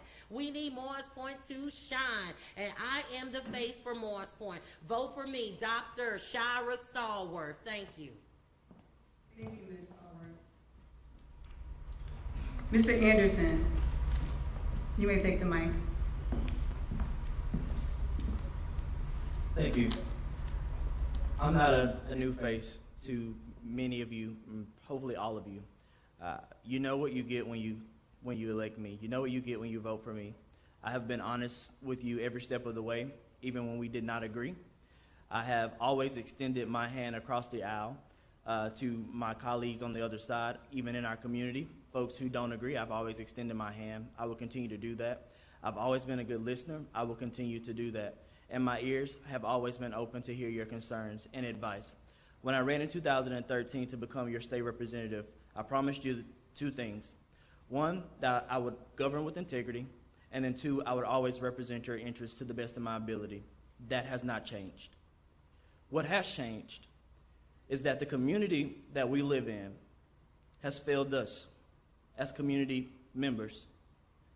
When I walk down the street and I canvass for this race, I hear parents, I hear kids talk about recreation and waking up, used to waking up on Saturday morning and going to Sue Ellen or going to the high school to play and to see their kids play. I hear business owners when they talk about not having access to capital to expand their business. I hear business owners when they say, I opened in Moss Point with the best intentions, but was forced to close, and this is before COVID. I hear parents talk about my kid fearing to go outside and walk down the street. We've heard that. We've seen that. We've seen it across our community where a young boy was shot walking down the street. Crime has become acceptable to our community. Failure is not an option. That is why when we set out for our campaign, we set out with one mission to begin with, and that's restoring hope in our community. And that is exactly what we're going to do when we start our administration in July, is to work to restore the faith in government, to restore the faith and the hope in your community.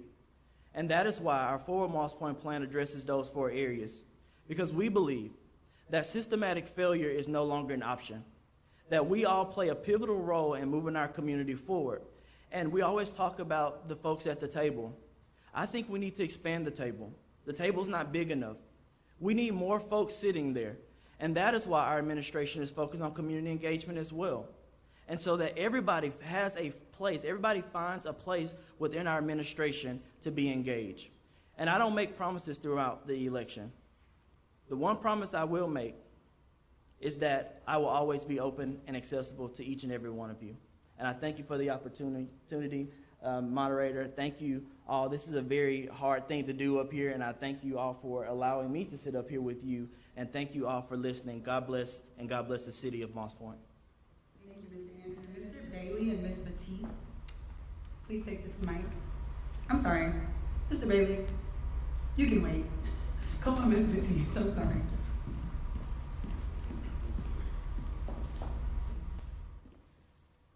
Moss Point, I am asking for your vote. A vote for Tanisha Batiste is a vote for leadership, experience, passion, and most of all, servant leadership. I will be the mayor that will hold myself accountable and all of the employees accountable. We will be transparent. We have to be. I don't want to hear any more about not trusting city government. In July, we want all of that to be something we talked about in the past. We want everyone to feel a part of. We want them to know what's going on. And we want to make sure that they have, that City Hall is accessible, that your elected officials are accessible, and they're being held accountable to doing the right thing. Oftentimes during campaigns, we can say, hey, we're gonna do this, we're gonna do that. I haven't made a lot of promises because I want you to know that I'm gonna do the right thing. But doing the right thing is making sure that you all involved in that process. It is very important that we keep this level of engagement and we increase it. And that you all ask the hard questions and we're being held accountable to make sure we give you the right answers. We're not just gonna say this to get you out of our face. We're gonna prove it to you. We're gonna invite you in, encourage participation.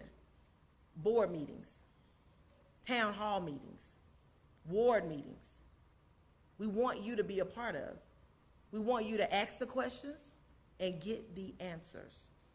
Doing the right thing all times, even when no one is watching. So a vote for me is a vote for integrity, leadership, and respect for everyone. Moss Point is a beautiful city. And we want people to see us as we really are. We want to stand up and fight for Moss Point because we have what other people want. It's right here. Moss Point breeds greatness. Greatness has come from Moss Point. Greatness continues to come from Moss Point. I'm someone who have worked in different arenas in public service for Moss Point. I have the relationships. I know the people. One of my favorite quotes is, You cannot serve the people if you don't love the people. I love the people and I serve the people. Take some time, go to my website, winwith10.org. Look at the platform. Please, please, I'm asking for your vote. I'm asking for it. Thank you. April 6th, Tanisha Baptiste. Thank you, Mrs. Baptiste. Mr. Bailey, you may take the stand. Our apologies earlier. Forgot we were in closing. My name is Howard Bailey. I am a resident of Moss Point. And I'd like to say to you, I've come to ask of you to consider me as your mayor. In my first 100 days, I will be looking at annexing all of Escataba to move that line that we can get money from that area. Also, in that first 100 days, I will look at the drainage system in front of Escataba Elementary as well as Creole Elementary. It's sad to see our children at those schools walk through water when they bell ring if it doesn't rain. So we're gonna fix those pipes first. We're gonna work on that infrastructure within that first 100 days. We will get out and do it. And I need your vote to go out and work with that. We will provide a platform that is safety for our city, that is cooperation, that one that is functional, one you can see the difference, one that you can walk outside and say, that really happened. We will do that as the mayor of Moss Point. We will show you that, hey, we can be that unity that we need to be. And that's not only just in the mayor's office, but in our community. It's gonna take families, it's gonna take the whole community. We have to work together. And I will ask of the aldermen, as I said before, to go to your community, find out where your elders at, find out who handicapped, come back and report it. And then we work a plan to go forward. The second thing that I would do, I would look at Clearwater's contract. I will remove Clearwater from the city of Moss Point. We would hire our own people to govern our own people and get Clearwater out of our business. We are paying them too much money to come in that govern, and that's all the way back down to the clerks in the office. We will have our own clerks in and not somebody Clearwater than her hired. So it's a lot of things we can do, and if you elect me as mayor, I will show you that I am the guy for you. You will see my face in your neighborhood, and you will see the work is being done. Every week, you will hear something great that is going on in Moss Point. I love Moss Point. I support the children and the elders. I will work for them. I will work with the school system. I will work with the adults. We do need better streets, but we can't fix them in 1 week. We can't fix them in a year, but we will start fixing. And one guy asked me, he said, well, where will you start digging up first? I say, in front of City Hall. Because if we can fix in front of City Hall and run on regular roads and drainage water that's in, we fix that, then nobody else will have a problem with going in their neighborhood and get it done. Thank you. Mr. Knight.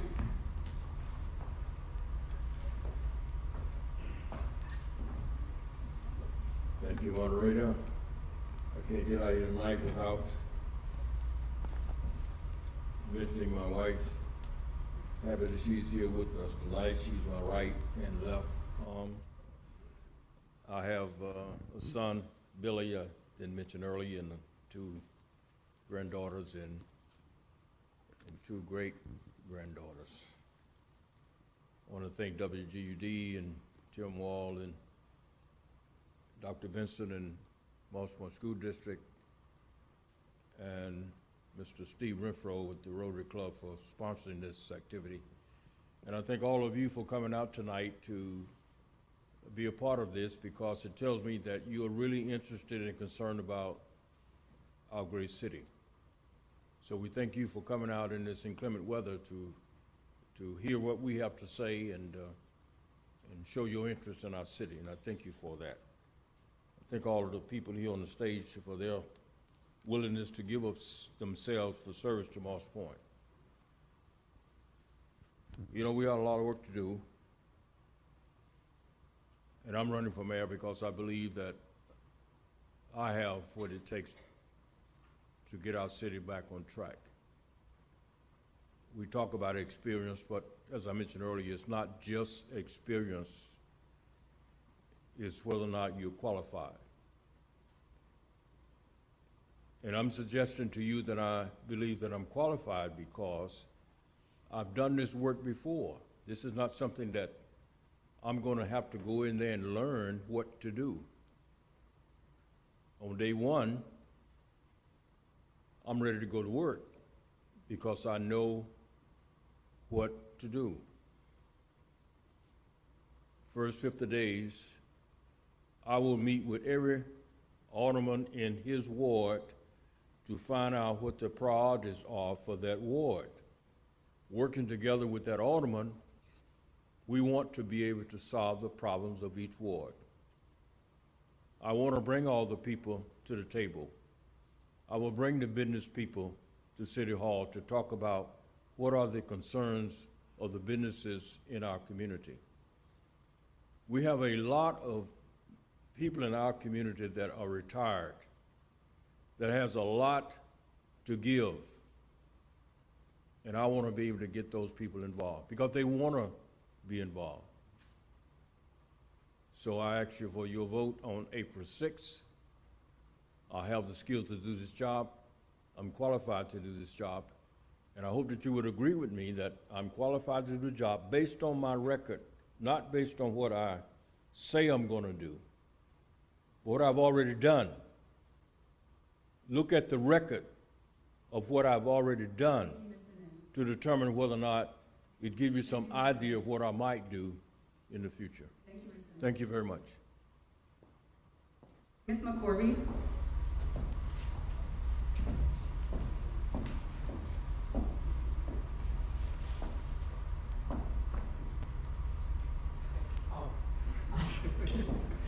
Yes, first of all, I just want to say I appreciate each and every one of you for coming out, for listening and hearing and asking the questions that need to be answered, that need to be asked. And I hope tonight that you have gotten the answer that you needed, or you heard something tonight that will help motivate you or encourage you to make your selection as the next mayor from City of Moss Point. But I encourage you tonight to vote Ashley McCorvey. And the reason why I would say vote Ashley McCorvey is because the heart and the passion that I have for the city. Not only that, but I want to go in and bring change. In every different aspect of the city. I want to be able to work with our elders, our young people, as well as our middle-aged people. There's different things, activities and things I want to implement that I have planned already to be able to get the community involved. I believe if we can build the people in the city and encourage the people, if we invest in the people in the city, the people can help us build the city up. So that's my motto, it's my theme. I want to invest in the people of the city. I know that at this time that many of you have trust issues of about different things concerning the city, but this is one thing that I'm going to promise. I'm going to make a promise. And the one thing I'm going to promise tonight is that I'm not going to pretend to be Superwoman or to pretend to make false promise. But what I am going to do, I'm going to work for the citizens of Moss Point because you vote us in to serve, to be a servant to you, not for you to serve us, but for us to serve you. And I promise you this one thing, I will do everything in my might and everything in my power to help move Moss Point forward. And that's by helping bring in different businesses. That's by helping bring in more trained police officers. Not only that, but have our police officers on a consistent base, a monthly base, going on different training, learning how to de-escalate situations. Not only that, but having different activities throughout the week for our young people as well as our elders, as our middle-aged people. There's a lot of things that I have, activities that I want to do for the elders because we can't leave the elders out because they are our root, our foundation. And so there's a lot of things that I want to bring into the city. So I'm excited, and I tell you one thing, as I get ready to go to my seat, that I promise you that I will work for the citizens of Moss Point. Thank you. Thank you, Mr. McCorvey. Ladies and gentlemen, that concludes our event tonight. I would like to thank the audience. You all have been so gracious to allow us to host this for you. I'm sorry. Oh, sorry. Let me go. Mr. Bradford, I'm so sorry. Wait, go back. I want to say, I'm going to give you your shine. I'm sorry. I was trying to keep y'all on time and get out of here on time. I'm sorry. Sit down. Sit down. You're going to do it right. You're going to do it right. Ladies and gentlemen, we have one final candidate to hear from tonight. Mr. Sherwood Bradford Sr., would you please come to the podium for a 3-minute closing? You have 1 second. I want to thank everybody for coming out, and I thank the young lady. You know what gets me excited about Moss Point? I was sitting here and I kept hearing the name Quave. Yeah, Quave. I saw him. I said, "That's your daddy?" She said, "Yeah." When young folks come back to the community and shine like that, we got athletes, we got announcers, we got you make us proud. That's why we do this stuff, right? That's why I spend many years at the baseball field. When I see the Tony Sips, the Reggie Matthews, I get excited. But let me tell you something. I'm also a realist. Let me tell you something. This city is broken. I'm going to be real with you for about 30 seconds. The last 3 years took us for a turn. We got to be real. All these is great ideas, but if you don't have the finance, they just ideas. You can dust them off. The first thing I'm going to do, first of all, the forensic audit. Second thing, we have to understand, if I was a young man that we're not anymore, moving into the city of Moss Point, I want to say, do you have great police department, education, and recreation? We failed it. I want to rebuild this community that we can enjoy it. We have to do this block by block. And I'm not going to make any promises, but I can tell you something for real. I know where the dead bodies are. I know how it was tore apart. I know how it was destroyed. I know how to put it back together. I endured it. I don't need a learning curve. I was in the curve. Trust me. The curve like it took me out. I know how to fix this community because I know how it was broken. I know where the ex-employees that's dying to come back. I know where the current employees' mindset is that they ready to go because they done lost their morale. I know how to get the money into Moss Point. I heard a funny story on the campaign trail. Somebody said, "Mr. Bradford, they say if you go to Jackson, you don't know how to talk to folks." I've been all over the world. Tate Reed and no one else going to out-talk me. I can't wait to get up there with Mr. Jeremy as our state legislator, and we're going to bring some money home. We're going to work together, and we're going to bring it home. But first of all, I'm a pastor, and you can't save a soul when a soul won't admit he lost. We're lost, but we can be found. And I'm the man that know how we got lost, and I'm the man that's going to help us find ourselves. And from there, we can take back off. But ain't no need to trying to do all these great things while we're broken. Let's fix it. Let's start at the basics and fix it. And fix it. That's my extra second. Thank you, Mr. Bradford. Yes, a round of applause for our candidates, ladies and gentlemen.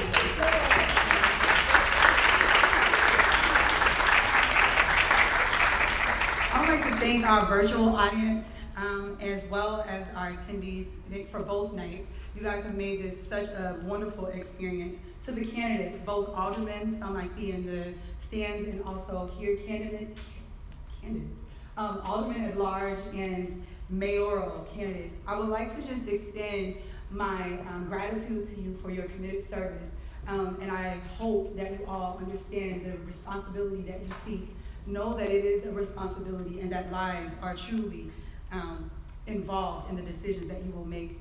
So on behalf of Use Your Words the Movement, an organization aimed at restoring the art of communication, I would like to thank WGUD and the Rotary Club of Moss Point for entrusting me with the responsibility to moderate the 2021 Alderman and Mayoral Candidate Forums. This has been a task not taken lightly, as there are few things more important than the civic engagement process. Many have thought that we all have adequate access to a fair and just democratic process. It is my hope that I have served you and the citizens of Moss Point well. At this time, I would like to call Mr. Tom Hewlett of the Moss Point Rotary Chapter to the stage to conclude this evening. Thank you all. Have a good night.